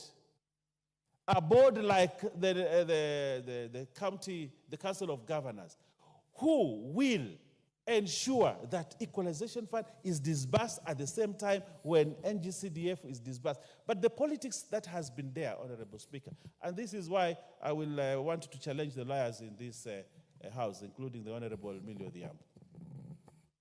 We need to amend that law. That we must amend. So that at the end of the day, Honorable Speaker, the people that have been marginalized systematically in this country get a fair share of what the Constitution intended them to have. Get a fair share. But as it is today, I heard the Honorable Mary Emase say that we have a balance of 62 billion. 62 billion. That has not been paid systematically over the years. But if it is a fund, you cannot have that. If it is called a fund in the Constitution, it means if it is allocated 100 billion a year, that 100 billion must be paid within that year. And we should not have a balance. And if there is a balance, it should be accumulated and given to that account.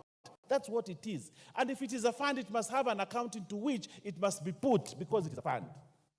Where is the account for the equalization fund? Where is it domiciled? Where is it? We want to see how much money is in there. Otherwise, now we should be having a lot of money because we have done 8 years. And 8 years out of the 20 years that the Constitution provides, we have done 8 years. And each year, money is set in the budget for equalization fund. So that money systematically needs to be accounted for. Where is it? Where is that 62 billion? Which account? And why is it that Treasury never puts that money there?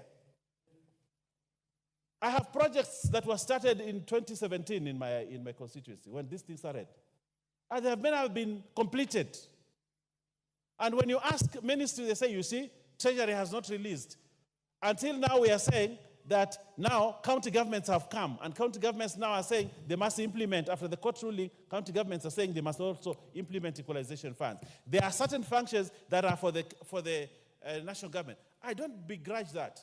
But the problem I have is I want to see systematically that there is an account in the county government for equalization fund, which we can audit as members from those areas, those counties. But we don't have that opportunity to do that.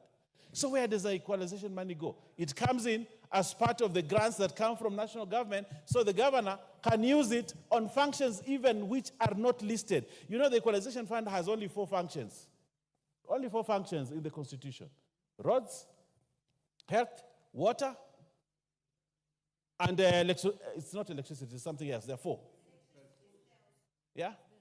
Health. Only 4. There are 4 functions. But when a governor gets the money, what will stop a governor from using the money to buy a red carpet for his functions when he receives it as bulk money?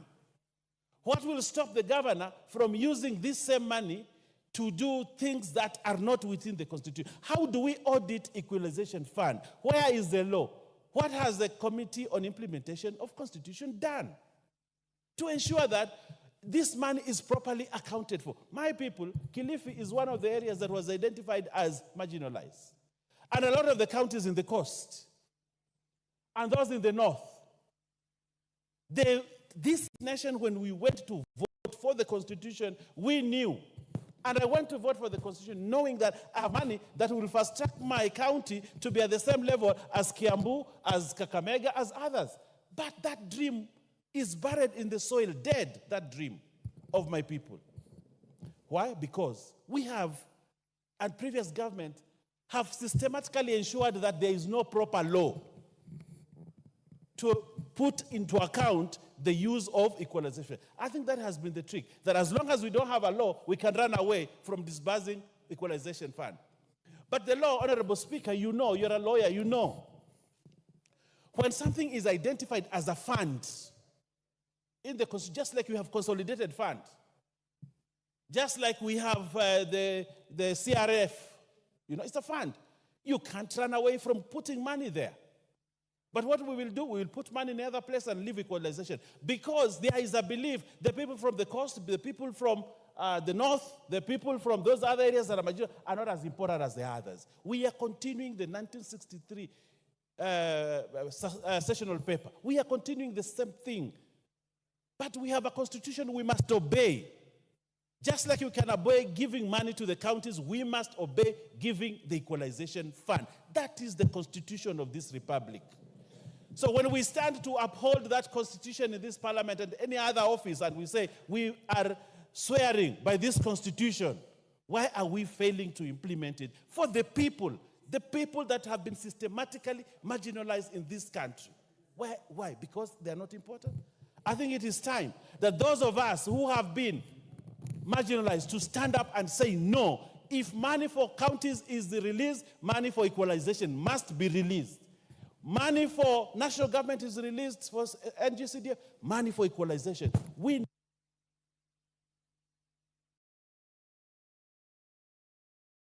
And Baya, why are you looking at me like you want more minutes? The Honorable Millie Grace Akoto Diambo Mabona, the MP for Subo North. Thank you, Mr. Speaker, for giving me this opportunity. Mr. Speaker, I wish to support this bill.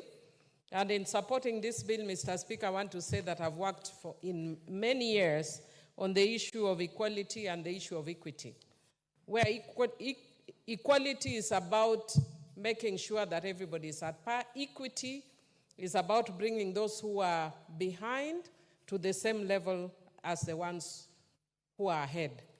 Mr. Speaker, the Equality Fund seeks to realize equity. And I want to say very proudly that I played a big role in the provision of this also in the Constitution, amongst other people. And Mr. Speaker, even though I agreed with some of my colleagues, I want to disagree in some respects, and especially in relation to the member from Samburu. I know that when we had the first policy, it had 14 counties. And I know that, there's a member who was contributing and kept referring to 14 counties. It's no longer 14 counties with good reason. There are no 14 counties in the Constitution. And the first policy tried to identify 14 counties based on history of what we have considered as marginalized in this country. And Mr. Speaker, after the implementation of those 14 counties, one of the things that was coming out clearly is that there are definitely pockets of marginalization in this country. I'll give you an example of my own constituency. And I'm glad that Mfangano Island and Gembe wards in my constituency, Mfangano is actually now a sub-county, have been included.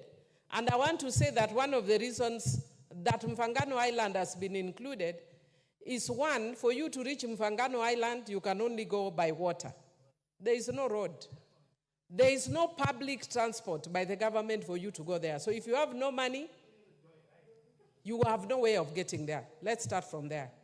Secondly, the ring road on Mfangano Island, for the very first time, has been done.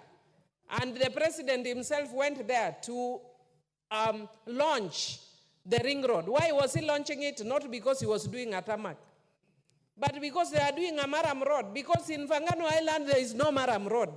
So if you want to tell me let us be equal and look at counties in general, when will we ever reach Mfangano Island, where there is no Maram? If I go to in Mfangano Island, sometimes I take my photos in my constituency, and I hear people who are ignorant, when they see me in a motorbike or walking, they say you are doing PR. In Mfangano Island, I will use I'll use a boat to reach there. I will use a four-wheeler up to a point. I will use a motorbike up to a point, and then the areas I just have to walk. Even a motorbike can't reach.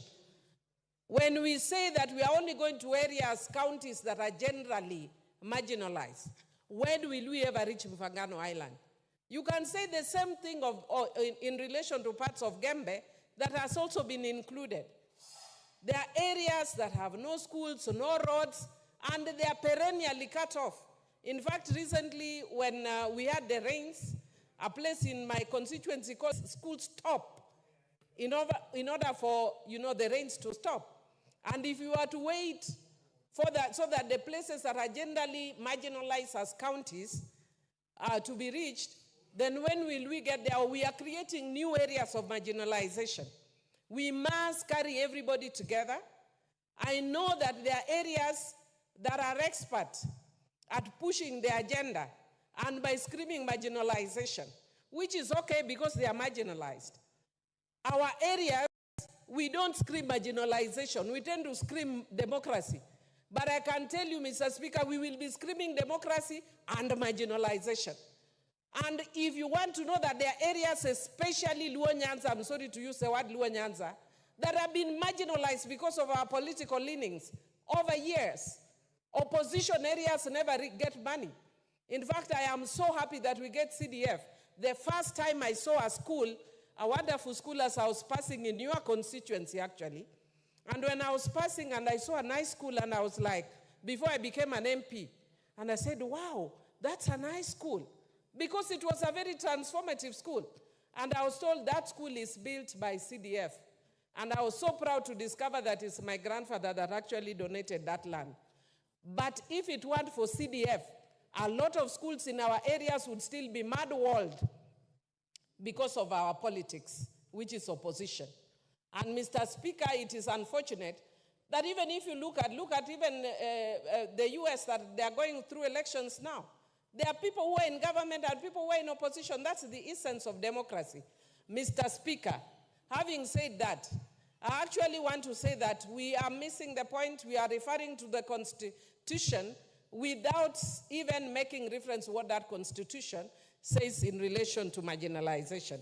And Mr. Speaker, I want to say that if you look at the interpretation clause of the Constitution, it says marginalization includes traditional community that out of a need or a desire to preserve its unique culture and identity from assimilation has remained outside the integrated social, economic life of Kenya as a whole. That would include the Suba people, or an indigenous community that has retained and maintained a traditional lifestyle and livelihood based on hunter or gatherer economy. That would include the fishing community, or pastoral persons or communities, whether they are a nomadic or settled community, that because of its relative geographic isolation has experienced only marginal participation in the integrated social and economic life of Kenya as a whole.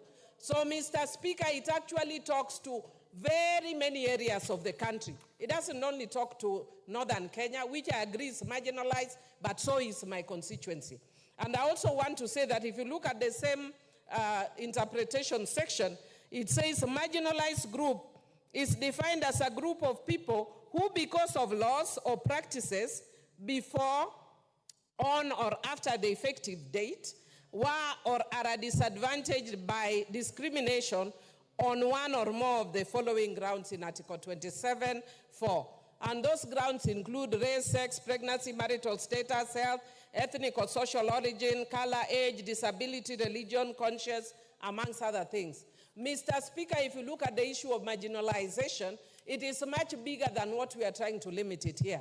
I want to agree that there are areas that have been marginalized, including northern Kenya, including coastal areas in Kenya, including Suba areas. And that's why you see both Suba North and South are included. That's why Ndiwa is included, because those are areas that have been marginalized. In fact, other parts of Nyanza and Homa Bay would be marginalized, save that God was gracious, and they have fine weather, and so they do well economically. Other areas may not have that, but that the weather, as I had one member talking to, is not included in the definition of marginalization. Having said that, Mr. Speaker, I want to say that I want to encourage and agree with my committee, the Budget Committee, that the arrears should be released so that we see the effective use of this fund. And I also want to say that when you give this money like Panadol to a person with malaria, you are not going to cure it. You need to give this medicine like you are giving serious medicine, maybe chloroquine. I don't know what the current medicine is because I don't get malaria anymore. But if the way you can give chloroquine to a person who has malaria, not Panadol. And because of that, we need to actually provide more money. In my constituency, for instance, it's only 19 million. What will 19 million do to Mfangano Island together with Gembe? It's little. We are appreciating of it because we are included. But I want to say that even when that third policy comes, we must include those areas or pockets of marginalization, and we must remain true to the constitutional definition of marginalization. We are not marginalized because we speak loud. We are marginalized as a matter of fact. And I want to also agree with the members that have said that we must also bring into account what people are also getting. This is not the only money people are getting. We are getting CDF, we are getting this money, and we are getting allocation in ministries. And I sit in budget, and I can tell you that there are areas that are getting marginalization. They are getting money through public participation. They are getting money through direct allocation from ministries. It's just that my time is up. But there's a lot to be checked when we are dealing with marginalization. I support. The Honorable Mili, the Honorable Joshua Kimilu, MP for Kaiti. Thank you, Mr. Speaker, for giving me this opportunity to contribute on this important motion about equalization funds. Mr. Speaker, I want to say these funds are very important to our areas. Those are marginalized. Although, Mr. Speaker, as a support, I want to say a lot has to be done, Mr. Speaker, because I think there are also areas which are marginalized and they are not benefiting from these funds. Mr. Speaker, when you go to some counties, like early this year, I traveled to Wajir County, and Mr. Speaker, I was shocked to see a county without electricity network, Mr. Speaker. And these are the areas we need to fight for them to benefit from these funds. Because, Mr. Speaker, if we are Kenyans, as Kenyans, we need to mind of those areas which are marginalized, Mr. Speaker. Mr. Speaker, these are the funds which need to be given to these counties to do like, especially if you talk of health centers. In this century, Mr. Speaker, there are some areas whereby you can travel for more than 20 kilometers to look for a health center. Despite county money, Mr. Speaker, these are the areas which need to benefit by this equalization fund, Mr. Speaker. Because health centers are key, Mr. Speaker. In my constituency, I have illy places, Mr. Speaker. And going from one health center to another one, Mr. Speaker, sometimes it's a challenge because of the transport. Mr. Speaker, from my constituency to get a Maram, Mr. Speaker, you need to travel more than 50 kilometers, Mr. Speaker, to make those roads. So, Mr. Speaker, I think this money can help in making roads in our counties and also improving the transport sector in our area, Mr. Speaker. Mr. Speaker, I think this money should be increased and also released at the right time, Mr. Speaker, because it's very important to help our people who are languishing in poverty, because there are some counties which are living in very low status, Mr. Speaker. And with this money, it can help in health centers, roads, water, like some areas, Mr. Speaker, from where the county I come from, Mr. Speaker, there are some areas whereby to get water, you have to travel more than 10 kilometers to access water, Mr. Speaker. And Mr. Speaker, with this money, I think we can do boreholes, water pumps, which can also help and try to alleviate poverty from our areas, Mr. Speaker. This money, Mr. Speaker, can also help in mobilization of community and capacity building, Mr. Speaker. Because if you do capacity building in an area, in fact, you help that community to alleviate in poverty, Mr. Speaker, which can assist and also help to improve education.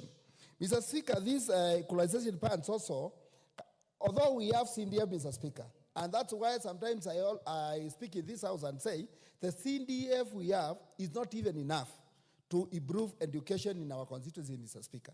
Because there are some areas where there are no schools, there are no infrastructure, Mr. Speaker, and with assistance, with the little money we get from CDF, together with these equalization funds, Mr. Speaker, I think we can benefit a child of this country, Mr. Speaker.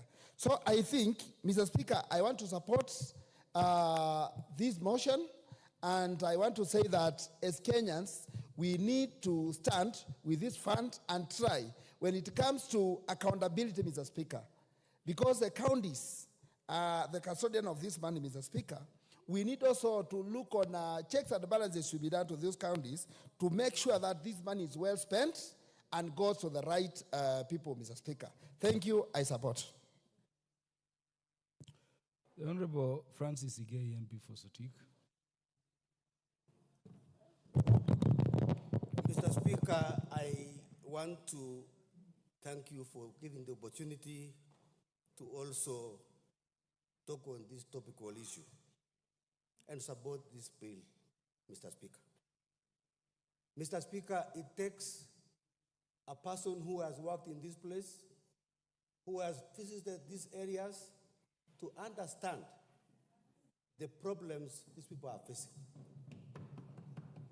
And I know the MPs from these areas, and those of us like myself, Mr. Speaker, who has worked in these areas for many years.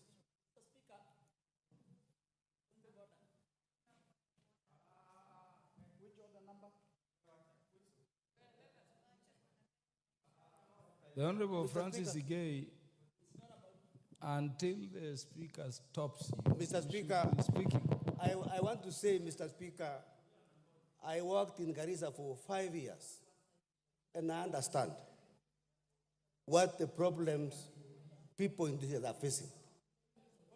Mr. Speaker, I want to tell you, Mr. Speaker, if you go to a place like Amuma, go to a place like Almagala in Garissa, you understand this problem.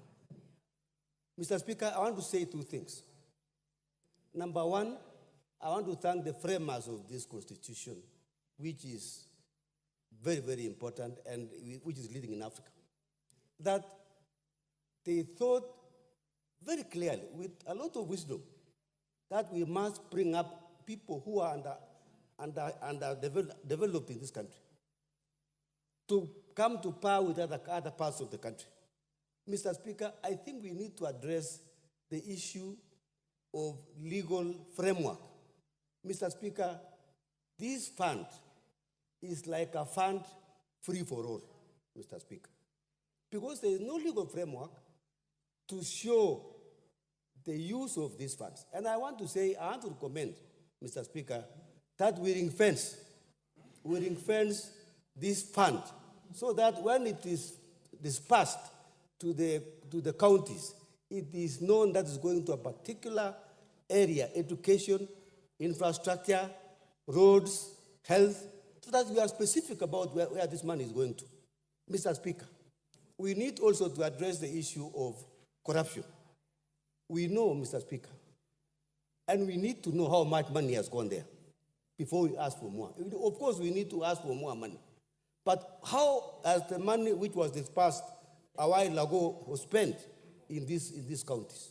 So, Mr. Speaker, I want us to address the issue of wastage so that our people can be able to get the money. Wastage is a major problem, and we need to address that one. Mr. Speaker, we need to ask ourselves, what is the problem with disbursement?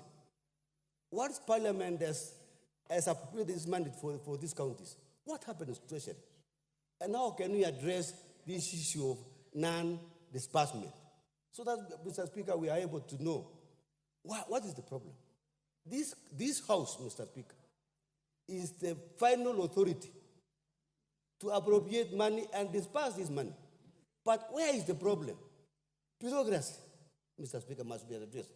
So that the money which this House has appropriated is released without any delay, so that these people can be able to address this thing. Again, Mr. Speaker, we need to address ourselves and say, okay, we have had problems with disbursement, inadequate funds. So how do we address this issue of the huge disparities in these counties? Mr. Speaker, this country belongs to all of us, and this country must be developed at equal measure so that our people can be at par in terms of development. Mr. Speaker, I want to say I support this motion, and I would like to thank the Committee of Budget and Appropriation for the good work well done, and we need to see this money going to the people of this country. Thank you, Mr. Speaker. The Honorable Dr. Eva Kinyobara, MP for Kabondo Kasipu. Thank you very much, Mr. Speaker, for giving me the opportunity. And at onset, let me also support the committee for this report. Mr. Speaker, really a lot has already been said by our colleagues on this matter. And I want to thank once again the drafters of the Constitution for coming up with this, the marginalization, the equalization fund that was to address the marginalized area. They were clear on what it was supposed to be by ensuring that the 0.5 of the national government revenues was allocated to the marginalized region. Mr. Speaker, we have heard the report on what has been disbursed to date and what arrears is due. It's unfortunate that even as this is happening, they are telling us on the report that not much has been achieved in the areas that there was work was supposed to have been done. But Mr. Speaker, it would have been nice if they were able to come up with a clear evaluation of the projects that have been done over the years in these areas so that we can see where the focus was and why they are saying that it has not helped.